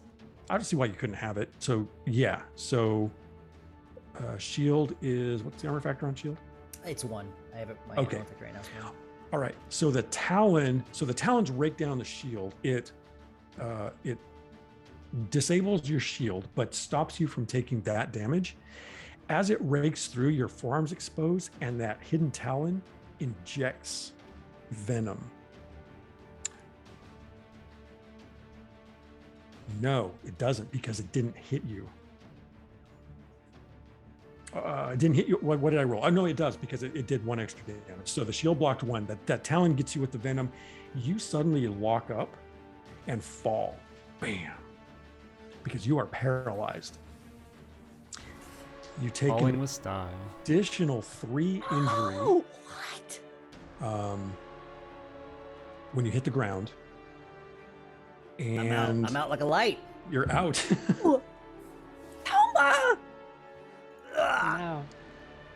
Now, this venom is super dangerous because you remain envenomed until you're able to use an action in body to attempt to dispel it, or you get a medicinal solution. This is not a manifestation that ends at the end of its turn. This is a natural effect. Okay. And then the bird wheels around and hovering in the air, confronting the rest of you. It is Dublog's turn. And watching in horror as Tomba falls to the ground, I say, "No, Tomba!" And I put both my hands up like this and then clench my hands. And the mist around the creature starts to crystallize. I'm going to try and turn it to ice and immobilize the creature, make it fall from the sky. I'm going to go ahead and throw both my dice in it. Okay. And that's a 4 and a 2. All right. And that's a called roll, challenge. Yes. I got a 3. It's element. Yeah, I would. I'm tempted to say that it could try to use body to break it. You know, to break that casing. And I have a lower DS because I'm Lion-Eye. That would be mean. So yeah, I won't do that to you. So it loses its mobility and falls, taking 1 from the fall. Too much ice, my bad. Okay, cool. That's fantastic though. And I'm just gonna keep my hands like clenched, like, you know, as if I'm holding it. And that is the end of my turn. All right. Tomba. Okay. So Tomba, you get to, you're actually at 0, right? I am at 0, yes. So I believe you're just unconscious and Yeah, I have to roll on the dying table. yeah. So go ahead and roll that D4. Okay. I keep rolling my dice super far. I don't know what that is. Hold on. That is a... That's a 1. Can I primacy that to just a 2 to get 1 failure? Yeah, I think you Yeah. can you use primacy on the dying table? Primacy sure in you body can. is allowed. That's what it Okay. says here. There you go. All right. So I guess what that means is you have 1 failure. Yes, and I'll just mark off that primacy. Okay. And I only roll once per turn, I'm assuming. Yeah. Yeah. So since you didn't recover, you are still unconscious, you are still incapacitated or debilitated. Tyleri. Okay. Let's do our break now, actually. Let's take a split here in the action, and as Tomba there lays unconscious. Good point. So, all right. Bounce House, thank you so much for being with us so far. This has been fantastic. Very much enjoying this tie. Thank you. Awesome. So we're going to take a quick break, 10 minutes. Be back here about 52 after the hour and finish up this grand adventure. Stay tuned here with us for a couple minutes as we go right here. We are going to premiere the Kickstarter trailer video. So stay with us for a couple minutes and then go take a quick break with us. Thank you so very much.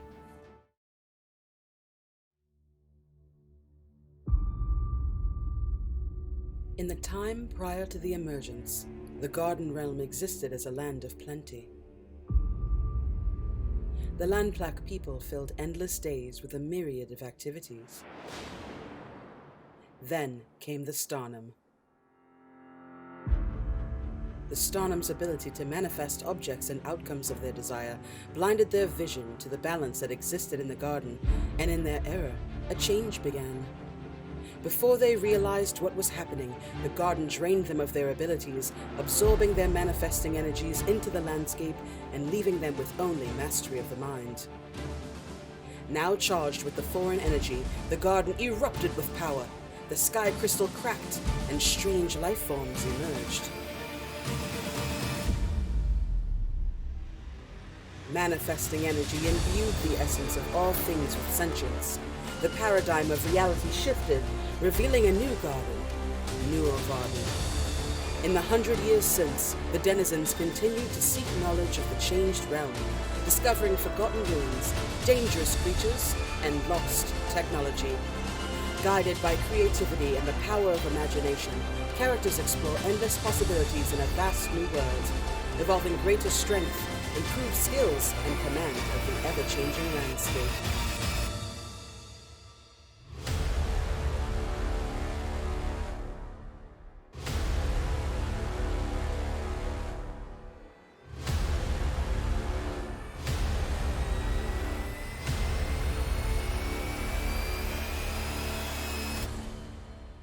Nuovarden, manifestation in the time since the emergence.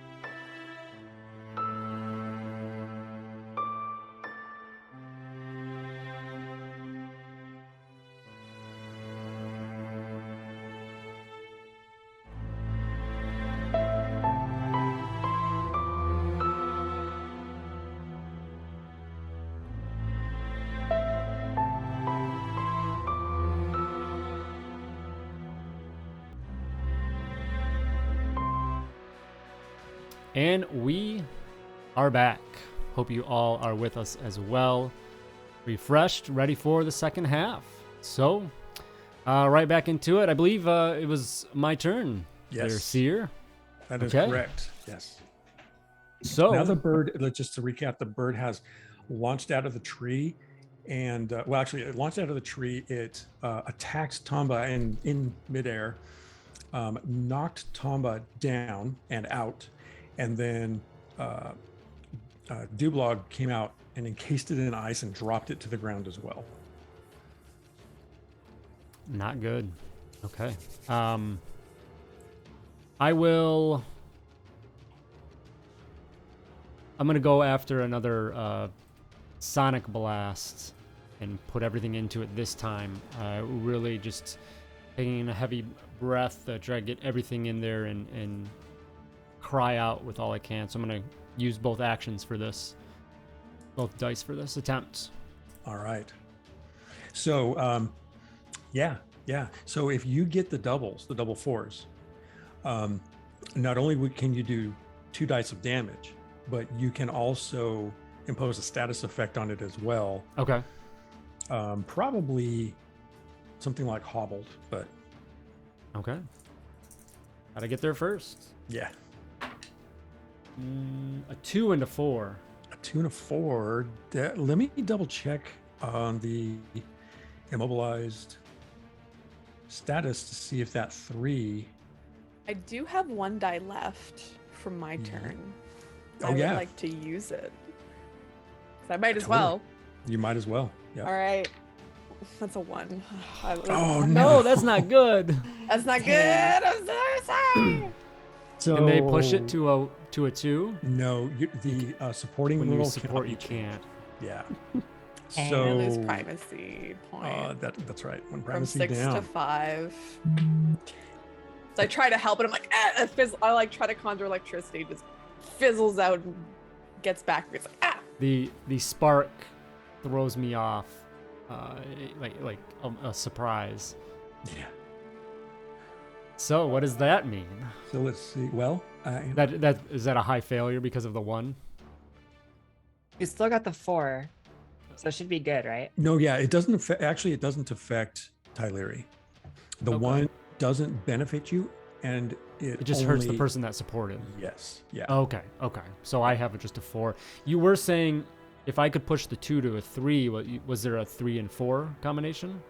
Yeah, I'm just double checking that because an immobilized creature cannot physically act and automatically fails physical challenge rolls until the status effect ends. The difficulty scale is reduced for physical actions against them. So this is essentially physical attacks. So yes, your 3 and your 4 both hit.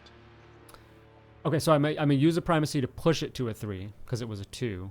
Oh, gotcha. Yes. Yeah. Yeah. Perfect. So 3 and a 4. Okay. So all right. So it hits. So here, just one point of interesting strategy here, because Magmosis rolled a 1, you could be benevolent and change the 2 to a 1 so Magmosis didn't lose the primacy point, or you could move the 2 to a 3 and get double, just 2 dice of damage. Yeah, we'll go with the damage. I want to take out the threat. Go with the damage. threat. Go with the damage. Yeah, take out the threat. Totally. Yep. Okay, so 2d4 damage. Yep. Okay. 3 and a 1, 4 total. Okay. Well, 4. Yep. That's pretty good. I Can have you to use check my primacy creature. on damage? No. Okay. It only affects outcomes. Yeah. There's no armor factor for this creature, so all right. So you're starting to ruffle some feathers there with that creature.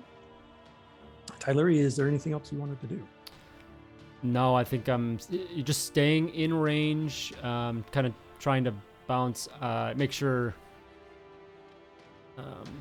Yeah, I'm good. Okay. All right then. Magmosis. Okay. Tomba's on the ground, mobilized. Is there any way for me to help Tomba?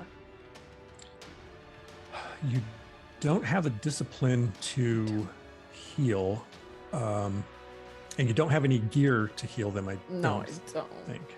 Yeah. So no. Damn. It's on the ground now. So Ooh, I do so. Okay. how far is this creature away from Tomba right now? Or is it right beside Tomba? Right beside, but they're both essentially lumps of meat laying there on the ground. Ooh. No, that's too dangerous. I don't want to hit Tomba. Catapult me out of there. Just do what you did to yourself, but just get me out of there. It's immobilized too. I think, yeah, actually, I'm not going to launch you. So Magmosis jumps down out of the tree. Will scramble down fast. And then they want to shift the earth. Basically, you know what?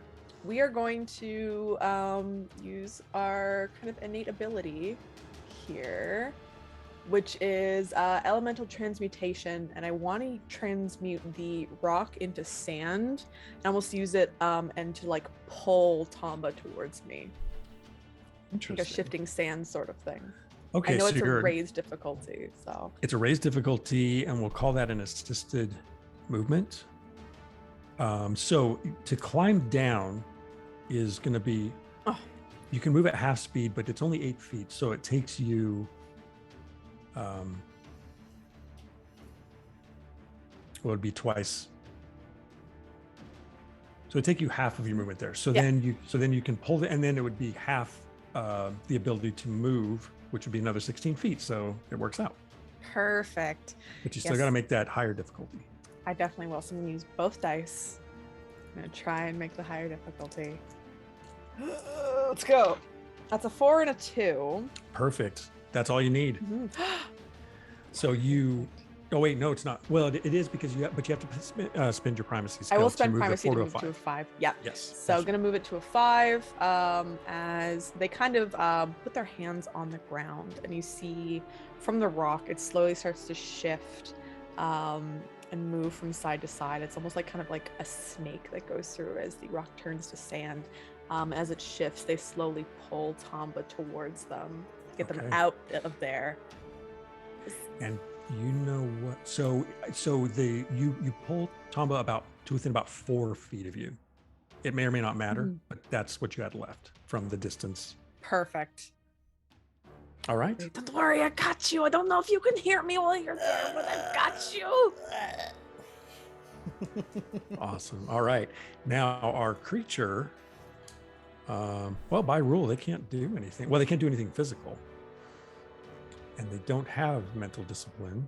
So, Dublog, we will go to you. And you have the option to attempt to maintain this or do something else. Yes. I think I'm gonna go ahead and try to maintain it. And yeah, I'll just have my fists kind of like still clenched. And then as I feel that energy start to wane, I'll just kind of like clench them even harder and kind of reinvigorate. The frozen ice with a 4-1. Put both my dice on it. Okay. Just to be really sure. Okay. So what that means now is that it maintains. And if you wish to maintain it again, it's at the higher difficulty scale, increased difficulty scale from there. All right. So then maintain.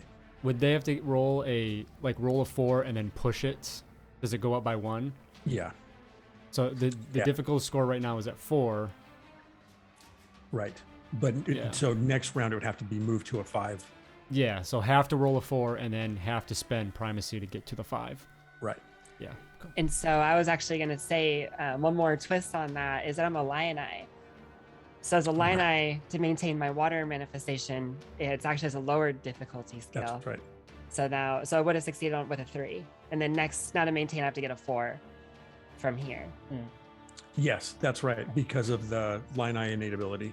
Nice. Yeah. Yeah. You're just good with water. And you're not good with any. You can't do anything else, but you're good with water. Yes. But yes, that is all I do. Okay. All right. So then Tomba. Rolling again. Yep. That'd be a 2. So you can use primacy to move it to a 3 so that you stabilize, but then you don't check anymore. You're just no longer risking death. I like the suspense. I'm gonna take the failure again. There we go. So I'm at 2 Okay. out of 4. Oh, dang. All right. So you're gonna leave yourself an ability to hopefully be able to get up.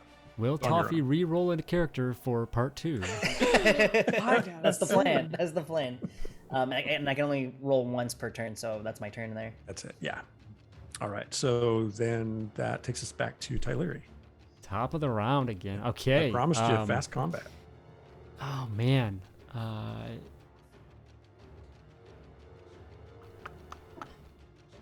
Actually, I am going to. Sorry, Tomba. You're too near and dear to myself. I'm going to Healing Song and try and revive our fallen comrade. Okay. 1 or 2 dice. Just helps in the potential success, correct? Do I have to, it looks like I have to get a 4. You'd have to get a 4. Okay. Double fours would have the added benefit because Tomba's dying.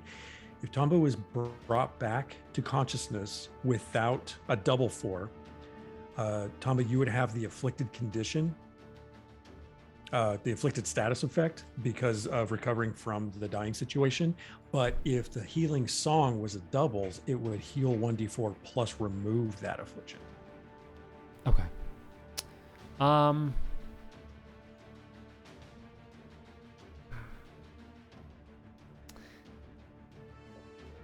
Strategery. I'm gonna go with just 1 die. Okay. Okay. And much different from the very dissonant song that I played earlier, and then the sonic screams, a much more soothing, calm song comes out. You can almost see it kind of ripple through like a heat wave in the desert, ripple over towards fallen Tomba. Oh no, on the floor. That's a 4. Hey, awesome. All right, so 1d4 healing, and Tomba, you will recover consciousness with the afflicted status effect for the moment. Okay.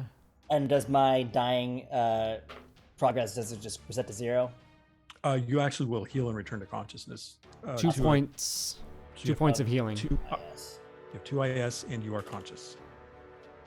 Nice. All right. You are prone, which is slowed. So when you recover your feet, you're to 24 movement for that particular turn. But you're super fast, so 24 is virtually everybody else's full speed. Okay, Tyler, that was 1. Yeah. You're not out of this yet, friends. Join us. You have plenty fight left. And then I will turn back to the creature and I'm going to throw another sonic attack at it. Okay. The soft, soothing song then just quickly changes and breathe in deeply to try and... Oh, that's a 1. Oh, ouch. Oh, no. That is a reprisal. Not much. Well, you could Can I move push to it? If you wanted. You can. I will. Okay. So, because I haven't spent this turn, so I'm down to 4 points total. I will push it to avoid that penalty. Okay. And that's my turn. It's kind Yeah, of everything. Most of the things in the game are resource pools, and you spend them. You can get them back, but sometimes they never come back. They don't come back around. So it's always a gamble. But Okay. very good. All right, so that takes us into Mimosis. So Magmosis, seeing that Tomba is now safe, gonna give a thumbs up to their friends and says, "Don't worry, I probably got this." And they will walk up to the winged creature, and very much to their name, you see that their skin starts to kind of crackle, almost splitting, and various red lines start kind of shooting up, almost like veins in them. And I am going to transmute rock into molten lava underneath this thing. All right. I'll do 2 dice. Burn and it, tootsies. let's do it. I'm gonna have to spend a primacy point if I get a 4. Let's hope I get a 4. Double 3s. Okay. So you have a couple of options. You can primacy bump 1 to a 4 and do D4 damage. Oh, no. I can't because I have this primacy bumped. Yeah, so I need a 5. Yeah. But double 3s does give you recovery. Yeah, it's gonna be. I'm gonna recover a primacy point from that. I think, Nice. unfortunately, they don't get the creature. Maybe it's just the ice. Dublog, your ice is just too much. It's kind of fighting against Magmos's lava, and instead they kind of take in that lava into themselves to try and gain back some energy. Nice. Yeah. That's All their right. turn. You got it. And our creature is currently immobilized. So, Dublog. What's causing that again? I encased in ice with the status effect of Yeah. immobilized. From Dublog? Ublog's is Okay. maintaining it per round. Awesome. Yeah. Awesome. So first I say, oh, I'm sorry, Magmosis. You're trying to burn it. I've got it in the ice. Let's do this instead. And going to the mist above, kind of in the air, I'm going to like reach out to those and almost like I'm grabbing in the air. And as I do, little balls of hail will start to form. And then slowly more and more will just fall into a small localized hailstorm for damage. I'm gonna roll 1 die on this. That's a 1. Oh. Do you want to bump it? Oh no. Or do you want to risk it? I actually don't want to bump it because it's very expensive as a Lioneye. So I will just take that risk. Okay. Rolled a 1 and a 4. So yeah, one of the hailstones catches you in the face as you bring it too close to yourself and you whack yourself for 1 injury from your own hailstone. I'm okay. And I'm gonna keep trying to throw another die at it. No. I got another 1. Oh my god. Good Oh my- control of mist there. And it's like there's like hail going everywhere now. It's a disaster, actually. You're good. You're safe. You managed to keep your own face out of your own way and not injure yourself. So, as I do that, the ice encasing the creature begins to melt into the lava underneath it. right. Okay. And yes, so that will last until the end of your next turn, and that will be it. That manifests. No, it will end now Yeah, it's the creature's out. because you didn't maintain it. Right.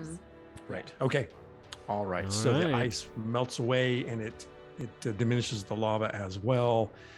Enough for the creature to get up or to start to flutter out of it, but it is not the creature's turn. It is Tomba's turn. Yeah, as I go ahead and I just start to pick myself up, I'm going to expend half my movement to get up. And I look over to I shout to Magmosis, thanks a lot. And look to Tyler, thanks.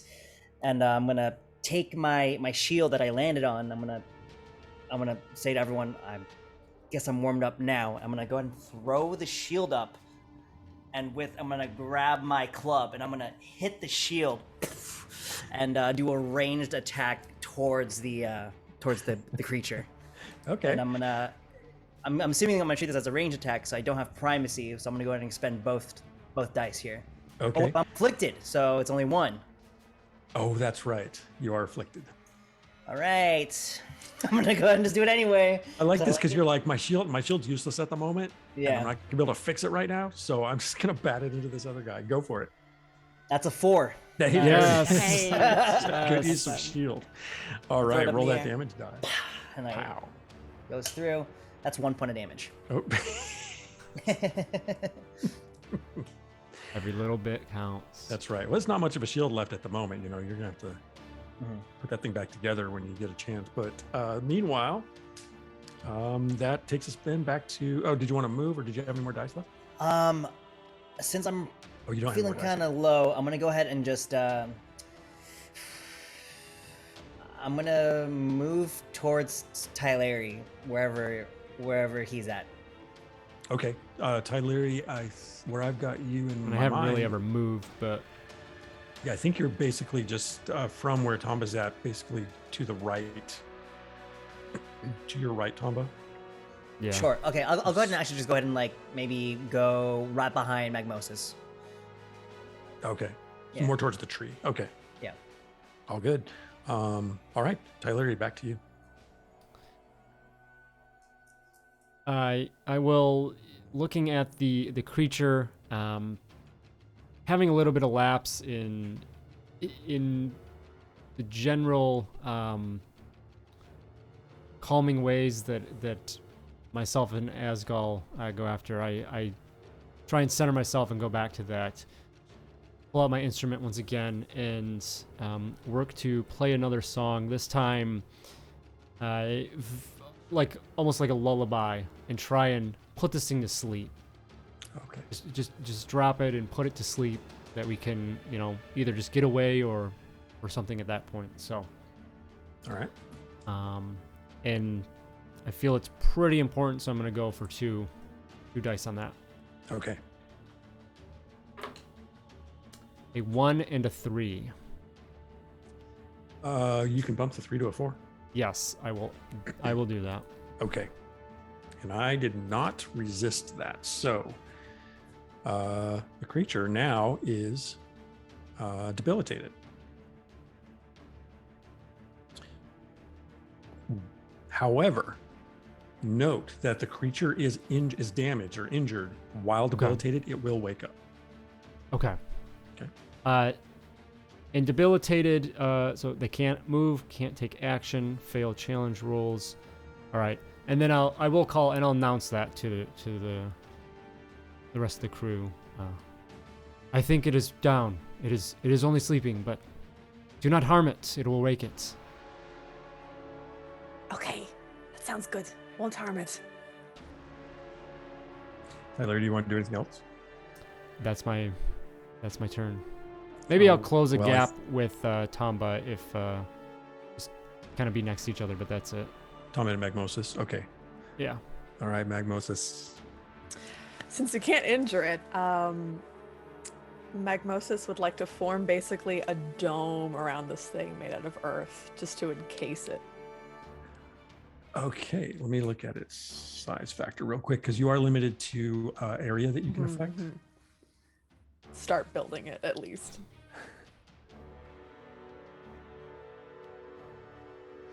Okay, well, the creature's actually 4 feet tall, so it's within your area that you could affect. So you could Nice. essentially dome up a 4 foot by 4 foot area. Okay, so we're gonna try and dome this thing. Put him in a specifically. body bag. Stay in your hole. I got double 3s, but I could bump that up with primacy to 4. Yes, you could. I'm gonna do that. All right. You bring up basically a mud bubble and form it over the creature. Yeah. So essentially, you've got a kind of an earthen structure. Structures have damage thresholds and armor factors and things like that. And so it's not a super strong cage, but it might be enough to keep the thing disoriented if it wakes up long enough, and you will have to maintain it in order to keep it going as well. Gotcha. I think Moses will look over to Dublog and says, "It's muds. It's all muds. Do you think you could like take the water out of it, make it like harder?" Yeah, Said, yeah, I think I "Yeah. could do something like that. Yeah. Yeah. Yeah. Are you done, Very, Magmosis? very creative, man. Moses is done. Yeah. All right, then that does take us to Dublog. Amazing. And I'm gonna do that. I'm gonna put my hands and I'm just gonna kind of like form the liquid in it to ice and just turn her or the bubble into, I don't know, we want to like mechanically raise the armor factor of it or something, but it's gonna be a harder bubble. And we're gonna throw 1 die at it, really relying on my Lion-Eye stuff here. You rolled a 1. I rolled a 1. I did. I absolutely rolled a 1. Oh my god. That's fine. worth the I'll take privacy the to keep- consequences. Okay. It's not worth it. It's okay. All right, you're like ice. No, It's all you the hurt water. yourself. You like frostbite your fingertip. You're like, Yeah. too much ice going on. Injured. That's 2 injuries, isn't it? For That is. How many, got, what's like- our max injury scale again? at this evolution, it's 4. 4. Okay. I got like a bloody nose from taking hail to the face, and my fingertips are starting to discolor from that deep midnight into a brighter blue, which is actually alarming to the rest of you. Oh no. I know it's okay. It's just there's water. There's just, and then that kind of pain turns into again like wonder. There's just water everywhere. Okay, let me try one more time. And I focus, and turn the. I try to turn it into ice, and I roll a 1. Nice. Another 1. Get It's terrible, get a new but I'm get a new actually- D4, please. I am going to. Yes, absolutely. This one is banned. Put We it got in this jail. Purple one now. Anyway, I am going to spend a primacy point though because I just can't. enough is enough. You Yeah. kill yourself with your own manifestation. I know. So anyway, Amazing. but I try and it doesn't work, and I just turn my head to Magmosis and I just shake, and I start to tear up. It's not working. Oh no, don't cry! not Oh worth no, it. it makes it worse! Oh Tamba. I'm gonna go ahead and just expend a manifestation to self-heal here to try to remove my affliction status. Okay, all right. So I'm gonna go ahead and just roll 1, because I only have 1 die. That's a 1. I'm gonna primacy scale that up to a 2. All right. All right. So unfortunately, you're not able to shake that, but you avoid injuring yourself further. Right. Ugh. Tyleri. Would I? Is there a chance I might know anything about the creature, or I guess what I'm after is, I think it's distracted enough. We might be able to make a break, and it will fall off our scent and not pursue us. Give me a lore. This is a free check. Okay. So you can roll 2 dice. It's Okay. just a lore check to see what you know. If you had lore primacy, you could bump it, but you don't. So it's just what you get.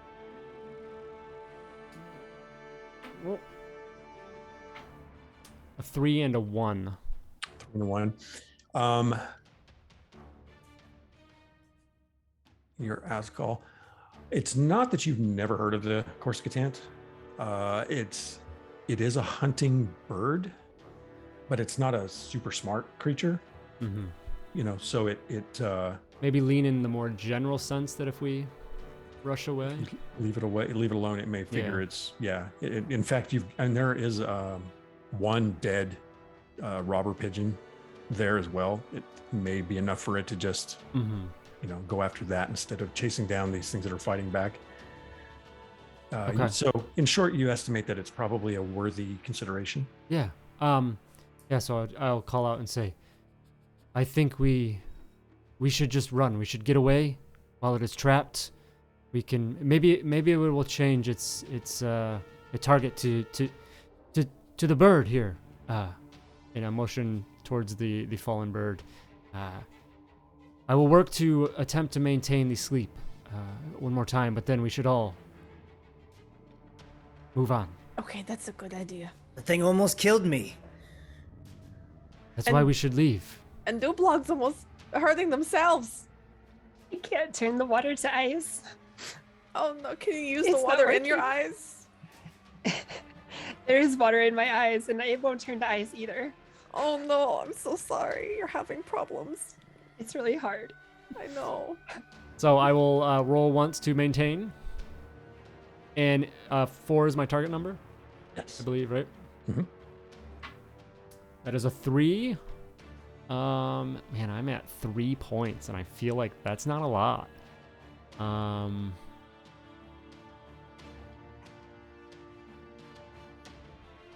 gonna use my other die. I'm gonna use my other action to attempt this. Okay. Yeah. It's a 2, so Yeah. Can't get So there. this thing's gonna wake up okay. pretty soon. Yeah, it's gonna wake up. Gonna wake up. It's gonna be in the mud. All right, I'll say. The dome is distracting the song. I can't hold it. We need to get out of here. It's going to wake up. Okay. Let's just back up and go. I'm gonna try one more thing. I will also, with my movement, be. Yeah, I'll definitely take full movement away. Okay. All right, Magnosis, go ahead. I would like to try and bring that dome down to try and crush this creature. Ooh. It's making it smaller and smaller. Okay. Yeah. Awesome. You're basically turning the thing to stone. You're solidifying it more from mud Yeah, to just gonna to squeeze stone. it. Squeeze Yeah. it. All right. Make it very squeezed. Okay, I'm gonna roll Squish. both dice. It's double 2s though, so Okay. it's something at least. So that is, I am going to double 2s. Anyone want to throw in recovery on it? option. I can't. I don't have any. No worries. I'd use my It's one. okay. I'm going to recover 1 primacy point. I'm back up Yeah. to 5. Okay. Perfect. Not bad. All right. The creature then wakes up. And everything falls apart. All the mud turns back Oh, into that's- mud. It's a muddy bird now. I'm like, Oh, I'm no. sorry, I couldn't hold it. It was really heavy. The bird shakes its feathers and shakes itself off as it stands up. And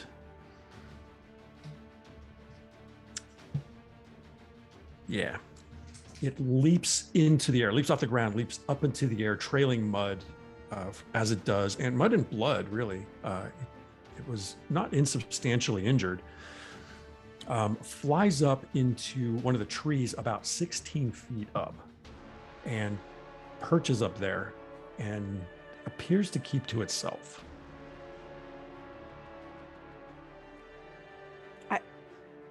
Maybe we can run.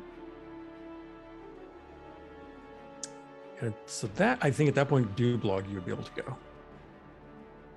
Okay, so I just say, yes, let's go quick before it decides to attack us again.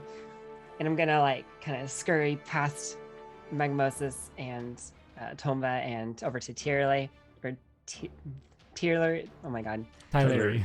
thank you. I just could not. But anyway, scurry over and I'm just gonna hang on to my dice and actions for now.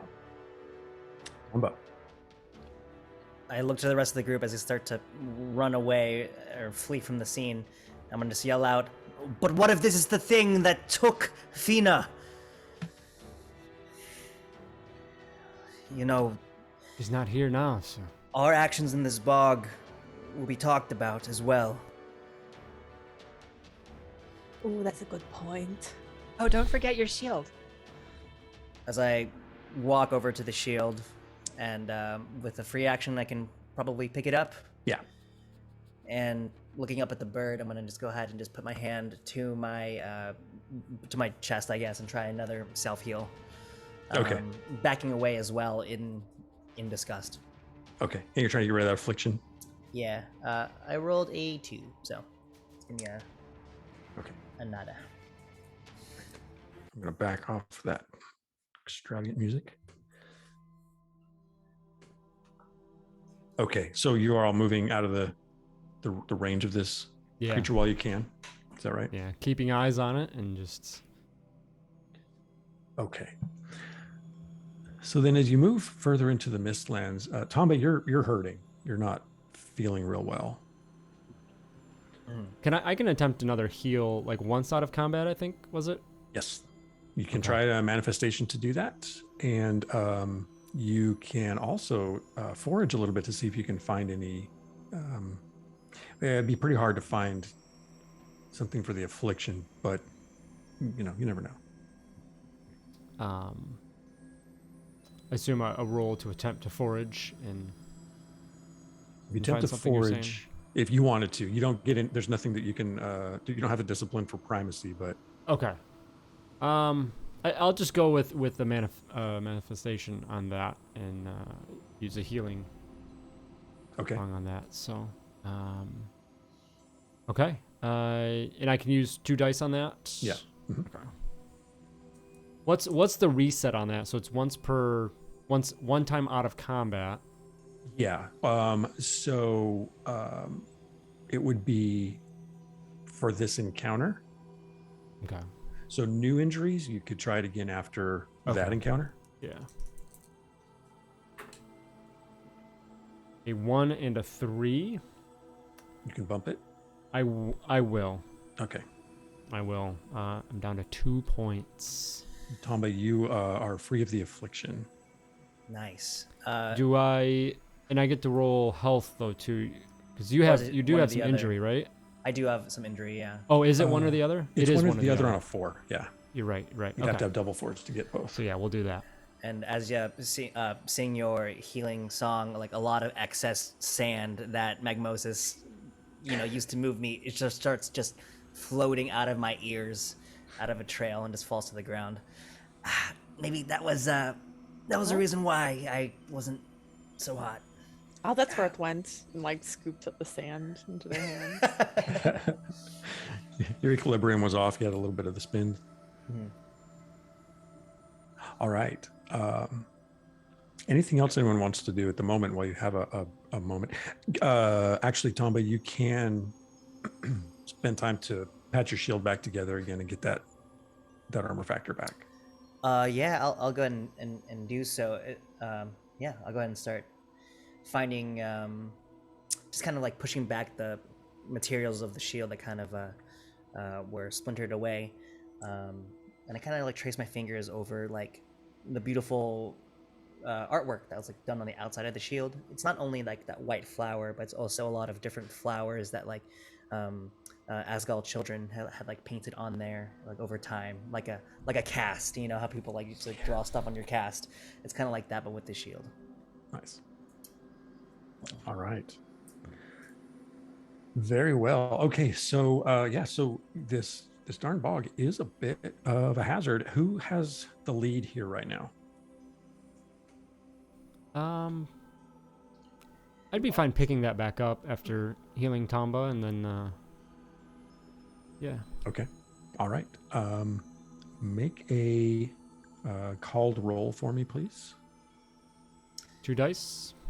Yeah, that's fine. A 4 and a 3. Okay, you're able to maintain the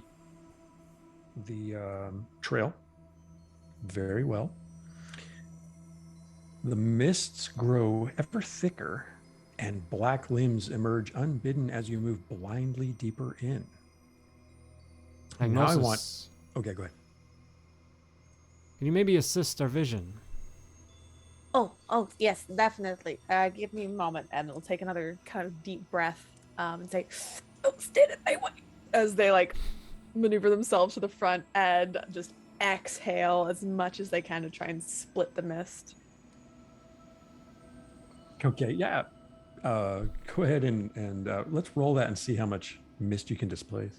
All right, that is a 1 and a 4.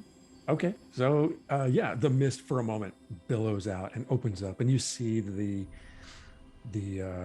just the soggy ground. You know, some of the trees materialize a little bit better, but just about 16 feet ahead or so until the mist gradually fades back in again. But it's enough to help you realize that you're still on the trail. One of the really bad things about here is the sucking bog. If you step into that, you can find yourself in trouble in a hurry. That's one of the things that you're trying to avoid, besides surprise bird attacks of various kinds, apparently. Magmosis, you have very healthy lungs. Thank you. I make sure to take care of them all the time. Are you a swimmer in your home, from your home?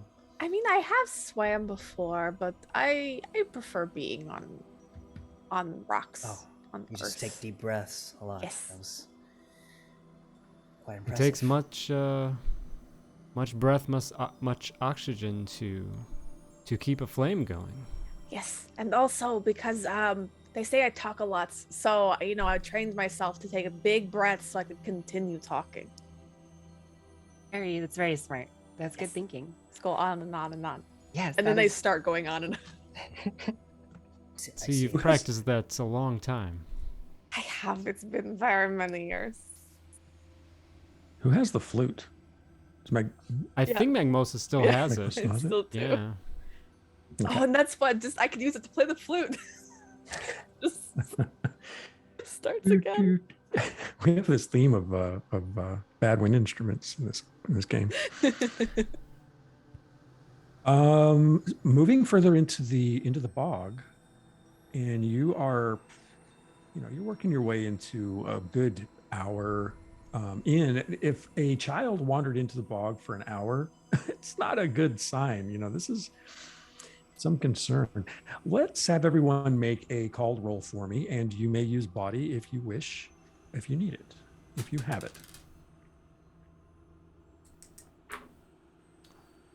2 and a 1 here. Okay. Same. Okay. I used 1 dice, and I is it 2 dice? You Or can rolling roll 2 2. dice? You can roll 2. Yeah.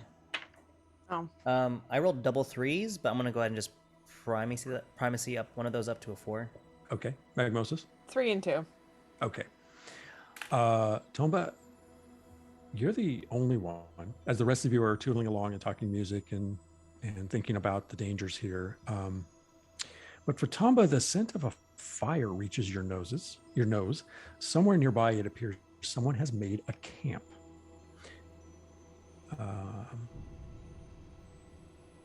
Yeah, and flailing around in the mist, Tomba, you think that you spy the dull glow of orange firelight coming from up ahead.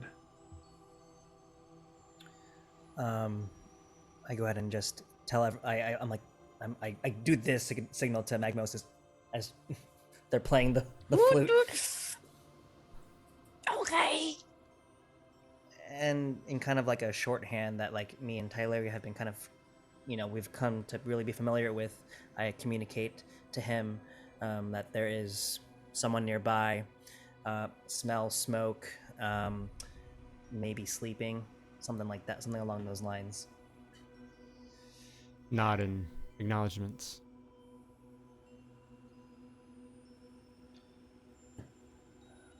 What's the plan? Are we approaching? Camping out here in the bog is... I would know that a young child probably wouldn't be... A young Asgal child would not know any more about that sort of survival tactic than any child. Right. You know, they wouldn't be better at it. In fact, a Lamplack child might be capable of that kind of thing, and perhaps some of the other cultures, not Asgal.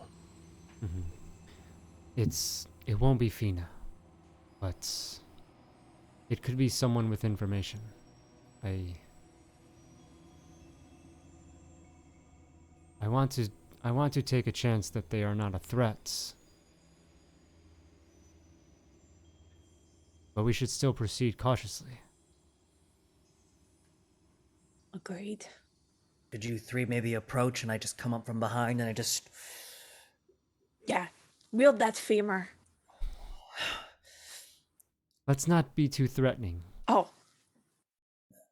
Maybe no femur then. Maybe no Oh. femur. We will let you know. Larry, what you could do... They're gonna hear us coming from a mile away. Maybe you should deafen them as we approach. I think that would be... But if they know Wise. that it was us, they might take it as a sign of aggression.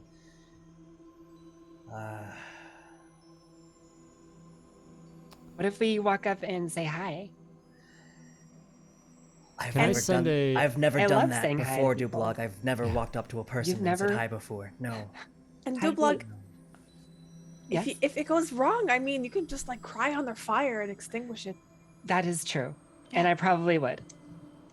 Okay. Exactly. You can all say hello, but I'm not going to be giving such formalities. That's fine. That's okay. That's why you have the femur. Yeah. So To- I loop back around and femur. Is that the?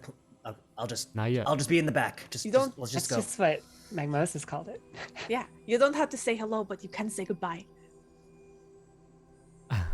I'll look to the two elemental friends with us and say, well, would you two like the honor? Looks over at Dublog. Oh, I will be right behind you. We As I just scoot say them hi. forward. Go. What? oh, okay.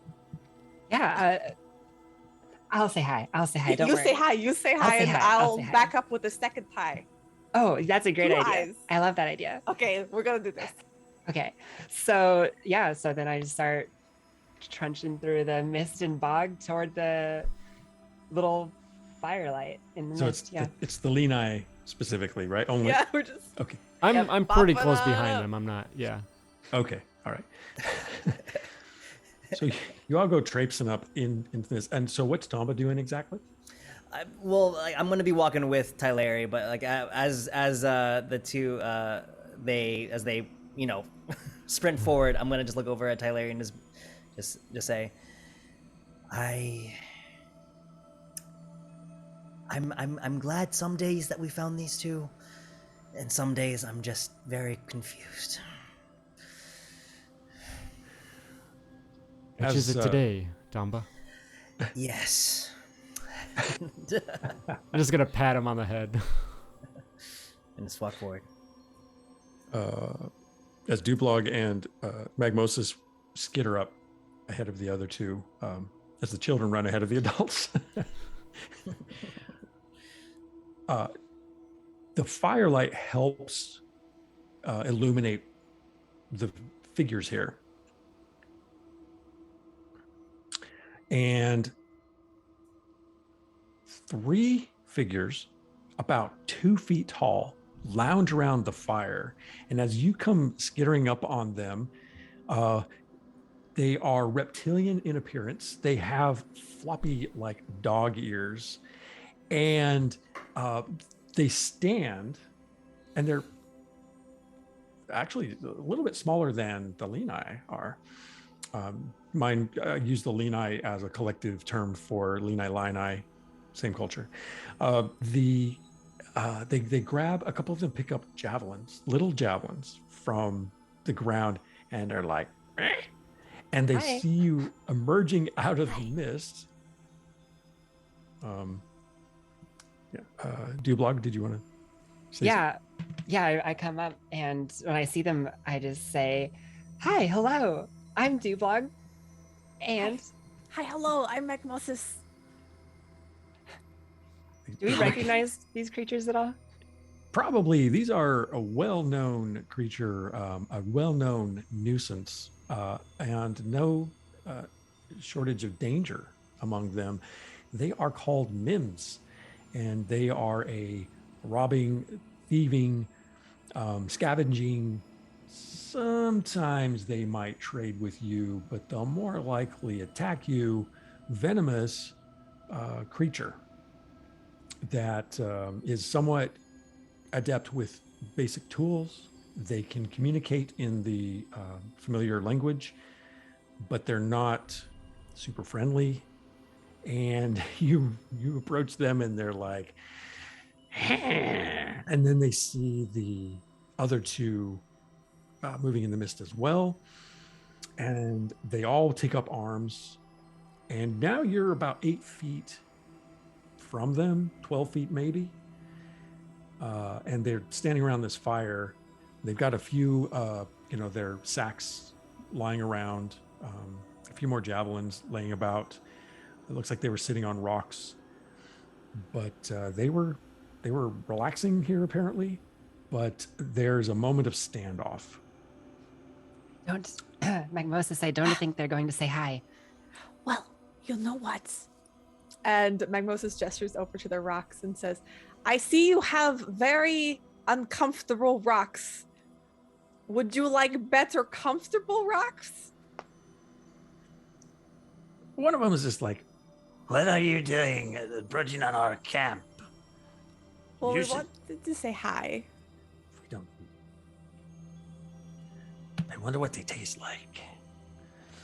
And the other one's like, the little ones don't, the medium ones don't taste very good. I don't know about the bigger ones emerging in the mist. And they're like, we should find out. I don't think they taste good, but I can make I you don't. chairs. Chairs? But Yes. we have rocks. We don't need chairs. I can make the rocks into chairs. But we don't need chairs. But it's cool.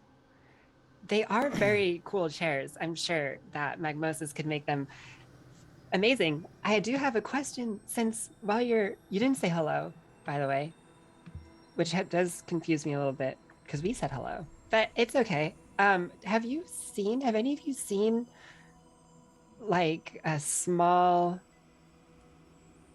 Asgal child? The two of them look, there's like two more forward and then one a little bit back. And the two more forward glance over at each other, and then they glance at you and they're like, why? And then the one in the back goes, The witch child. Ugh. Yes. She went into the cave. There's a cave not far from here, and she's in there. And that's a problem. and the other two look back and they're like, You never told us about that. And they're like, yeah, remember there was the way that the mist moved around and it confused us all. And then she was there and then she was gone. And then there was that other savage creature that bore down. And they're like, oh, that's the one that killed Ulrog. And they're like, yeah, that's when he died. And they're just like, the witch child's in the cave. Oh, great. Just that way. She's our friend, the witch child. Yeah. That's actually friend. That's actually, and I point to Tyleri as we pull up. That's actually his daughter. These creatures, they are probably not in on the barter system, I assume, of the general economy, or they are known on rare occasions to trade. okay. But usually It's if they And not feel even like they're- trade, but would they see value in an offering? Chairs. Not chairs, yeah. they don't seem interested in the chairs. So with my, remind me again of my innate ability again, permanent artwork?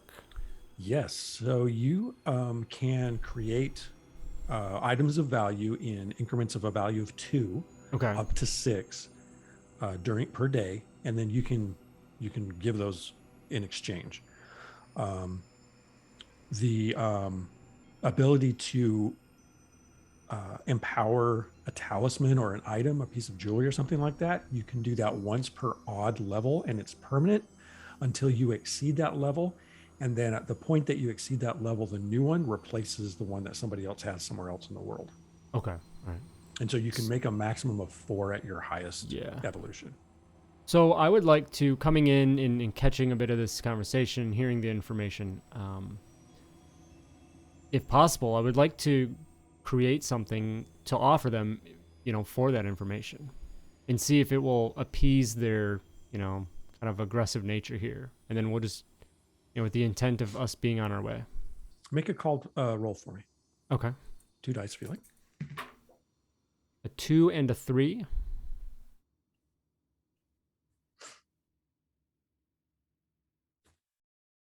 You want information and you want to give us materials that are good for trade?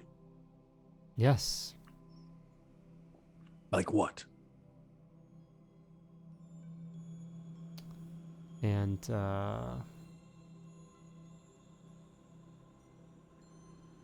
actually, I'll offer up my copper pot.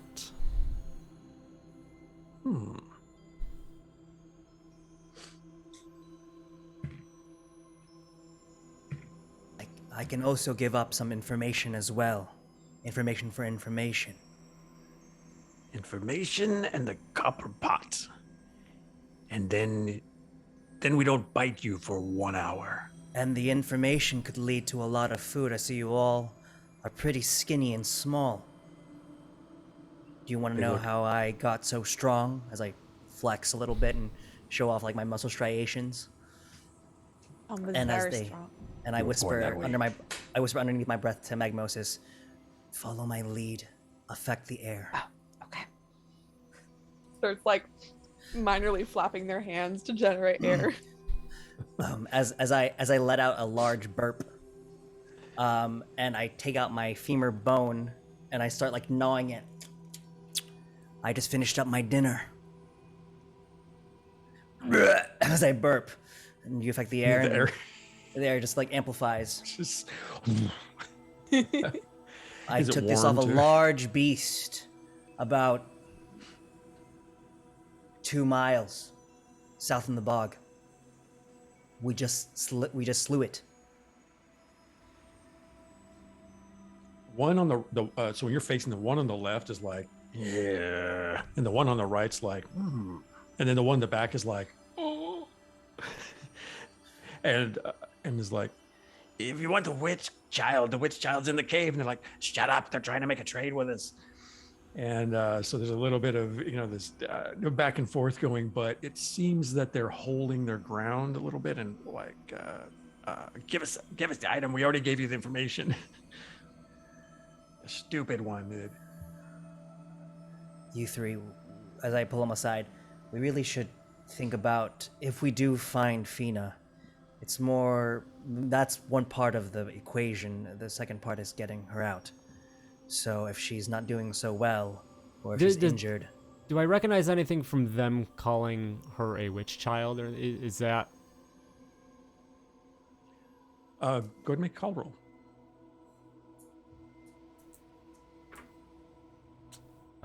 Double 2s, if that matters. It doesn't. It's definitely strange. You don't know why. Okay. Why an Asgal would be referred to as a witch, unless she's Asgar, and they may be misinterpreting her aesthetic as being sort of insidious in some way. And we wouldn't know that. I Right. guess we didn't really find that out. Yeah. Okay. I'll just kind of present the pots and say, this is not for trade. This is in appreciation for the information. And we will be on our way. Free? They reach out for it. You gave one us on the the- on the right. information. And this Yeah, is for that. Traded for information. And so they huddle around it and they're like, oh, that's a pretty good deal. And they start like mumbling around over the pot. Stop paying attention to the rest of you. But we will take our leave. Enjoy the rest of your camp. Oh, okay. And then they're like, they've dismissed you already, and they're just enamored with the new shiny. And then, And then one yeah. of them's like, You didn't have to give them the information before we got the pot. and I was like, we got the pot anyway, didn't we? And then they kind of bicker among themselves. But all right, you move in the direction that they said. I need someone to give me another called roll, and if it's Tomba, you can use your body primacy if you want to. Go for it. I'll go ahead and do it as we get closer. Woo! That's a 2, so it's not gonna really matter. All right. Then the rest of you can go ahead and make just straight called rolls. That's a 4. Nice. 2 and a 3 here. 4 and a 1. Okay. So Tomba, you're like, a cave would probably be near a mountain. I don't really see any mountains around here, so I'm not sure where it's at. And Tyleri, you're like, oh, that's a really good point. I didn't think about needing a mountain in order to find a cave. And the Lena are like, here it is. And there's this mound. It's virtually just a low mound that has an opening in it that goes into the ground. So rather than this large cavernous rock, it's more of a hovel that seems to lead under the loam and into the earth. This isn't a cave. This is a hole. It is a hole, but it's probably the closest we'll find. Cave, it is a whole hole, tomato, it's the same thing. This is where those creatures claimed that the young child is. So, but something in the way they described her is a little unsettling. We'll want to have our guard up. All right. And I suppose. before we go in, Magmosis will try and use light to create like a little light in their hands to try and help guide their way down into the hole. Okay. Does anyone else want to carry a light source as well? Because if Magmosis gets busy, that light will probably go out. Is that something we can like create? How does that? I mean, I don't have anything that's I mean, you could attempt to, just pull together a generic like torch. okay. Or, I or- would probably do that. I'll help you. I need one as well. Just don't cry on it. I'll try not to. If it goes slow though, I might. Oh it no, might don't happen. get upset. Don't do it. No. I don't mean to cry on things all the time. It's okay. Okay, I'm gonna go help find a torch now. Oh no, I feel bad now. with your new Just light thinking. sources and the help of the Lenai, you traverse into the opening in the ground and move your way into a subterranean cavern.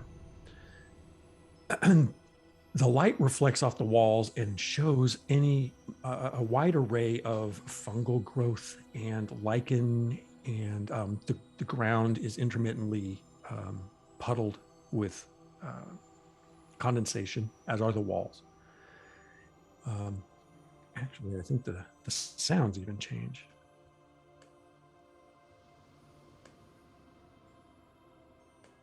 Let's see how this works. You move into this new subterranean area and find yourselves in rough-hewn natural cavernous structures. The hallways meander, but they go largely in one direction. There is a point where it loops around and then reconnects to the main tunnel. And you work your way deeper into this environment. As you do,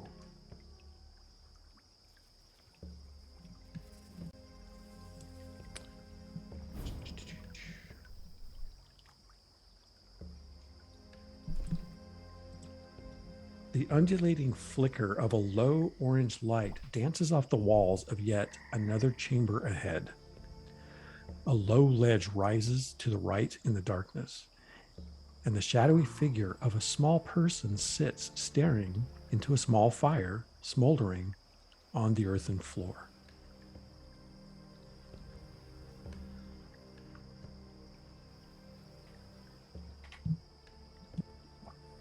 Should we say hi? No, we never say hi. We never say hi. Okay. I don't want to anyway. Oh, okay. I'm a Tylara, little you should say hi. No. Oh, wait, no. We have to see. We don't know if this is her.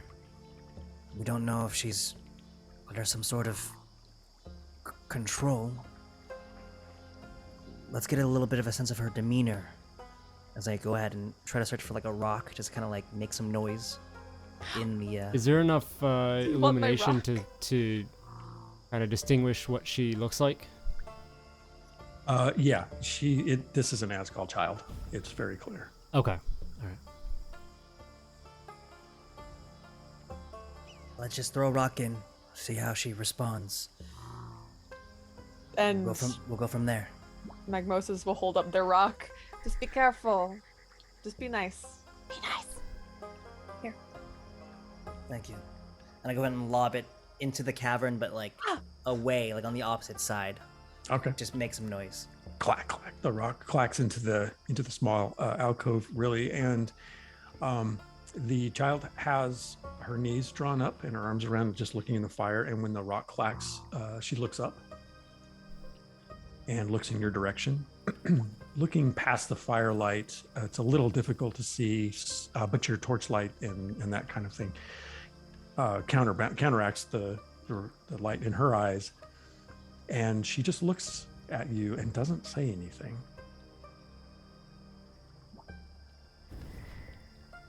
Hi. Hi. Fina. She raises a hand. And then you say her name, and she pauses the hand in the air, and she says, "You know my name?" Yes. The flute. It's in my bag. Take the flute. Yeah, I'll go ahead and grab that from Magmosis Okay. and pull it out towards her. As you move toward her into the chamber, a voice comes from the ledge on the right and says, "That's far enough. It'd be best if you just leave us be and find your loot somewhere else." And that's where we'll end this week, or end tonight. Hell Pick it up yeah. tomorrow. Look at Oh, this. dang. Awesome. That was so much Nice. fun. I was gonna say Absolutely. it's a flute, not a lute. Nice. Yes. Ching. Awesome. Ty, great job so far. This is amazing. Yeah, Super so much fun. Awesome. Definitely. Chat, Bounce House, thank you so much for being with us for part 1 here of Nuovarden, our little playtest adventure here, if you will, before the Kickstarter next week. Much looking forward to that. We will be back tomorrow. Yeah, tomorrow to finish up the story. So back here, 8 p.m. Eastern Time. Let's go through and say hello to our wonderful cast again and learn a little bit more about some of their projects. So, Matt, tell us more about yourself and what you have going on. Hi, I'm Atihi. I occasionally stream on my channel. Mostly, I pretend to voice a small tabaxi child as a PNG tuber. Otherwise, I am over on my partner Emma Panada's channel. I am running a Curse of Lady Strahd. It's a queer voyage into Barovia. And that's a lot of fun, happening on Tuesday nights at 8 p.m. Eastern Standard Time. I'm also on her channel playing Avatar Legends every other Friday. next Friday, actually, playing Kondo, who is an airbender. And every other Wednesday, I'm over on Stella Luna's channel for her Wilds Beyond the Witchlight game, which is a Patreon campaign that she is running. But yeah, otherwise, you can also find me on Twitter at Maddie Matihi. That's all the places you can find me. All right. Thank you so much for being here with us. This has been great so far. So, all right. Toffee, say hello. What do you got going on? Hey, I'm Toffee. Not much really going on right now. I am looking for some actual play opportunities. Right now, on March 19th, I'm going to be wrapping up my first D&D campaign. I took on the reins of DMing last year and wanting to get into the tabletop RPG space, and finally gonna wrap up one campaign and then on to the next. Sometime this year, towards like the second half of the year, I'm gonna try to do some sort of Islands of Sina Una homebrew campaign, which is gonna be heavily inspired by pre-colonial Filipino mythology. Awesome. And yeah, I'm really interested in, infusing a lot of my real world into my fantasy world. So that's fantastic. Awesome. We'll look forward to that. So thank you so much for being here. Absolutely. Erin, say hello. Hello, my name is Erin. You can find me on Twitter at ErinDippity-Doo, and I am one of the developers on this project, Nuovarden. My dad here, Ty, and I have been working on this, and we still got work to do with that Kickstarter coming out next week. So that's what I got going on. Crunch time, yeah, down to the wire. So absolutely awesome. Yeah, thank you for helping us out too. Kind of being our little bit of a ringer here in the crew. So it helps a lot. All right, Ty, say hello again. My pleasure. My name's Ty. I'm on Twitter at Dungeon Mr. Ty, and we also are at Adventure Sling. We have a website, adventuresling.com. You can also find Nuovarden specific information at nuovardenrpg.com. We have a pre-launch page ready if you would like to follow. We also have the Kickstarter coming up next Wednesday, and we're planning to do a live countdown on Time Lord's Wife, actually, at 3 p.m. Pacific time for that. Awesome. So, but do please join us tomorrow for the conclusion to this adventure and a little chance to maybe get your hands on the rules, Todd? Yes. So tomorrow we will be giving away a copy, digital copy of the rule set for when that's available, because it's probably not going to be live right away, right? With the Kickstarter, but you will have that opportunity, and then when that does go live, one lucky person out there, one viewer, will be able to grab that at the end of tomorrow night's show. So come hang out with us again, stick around, and you'll get a chance to get your hands on this fantastic system. So looking forward to it. So all right, well, that is everything. Thank you again. I've been your host here on the channel, Todd Moonbounce. You obviously can find me here and on Twitter at Todd Moonbounce. In addition to being here tomorrow for this, my next show will be Sunday for another episode of Dead Planet, our Mothership RPG actual play, which has been fantastic. So if you want some sci-fi horror, come check us out for that. And then I don't know what I got the week after. I'm sure something, but yeah, we'll see you. Well, definitely come hang out for the launch over on Time Lord Wife's channel for Wednesday. That'll be exciting. So. All right, everyone, thank you so much. My cast, thank you so much. We'll see you tomorrow back here, 8 p.m., as we continue on. So have a good night. Night, everybody. Goodbye. See ya.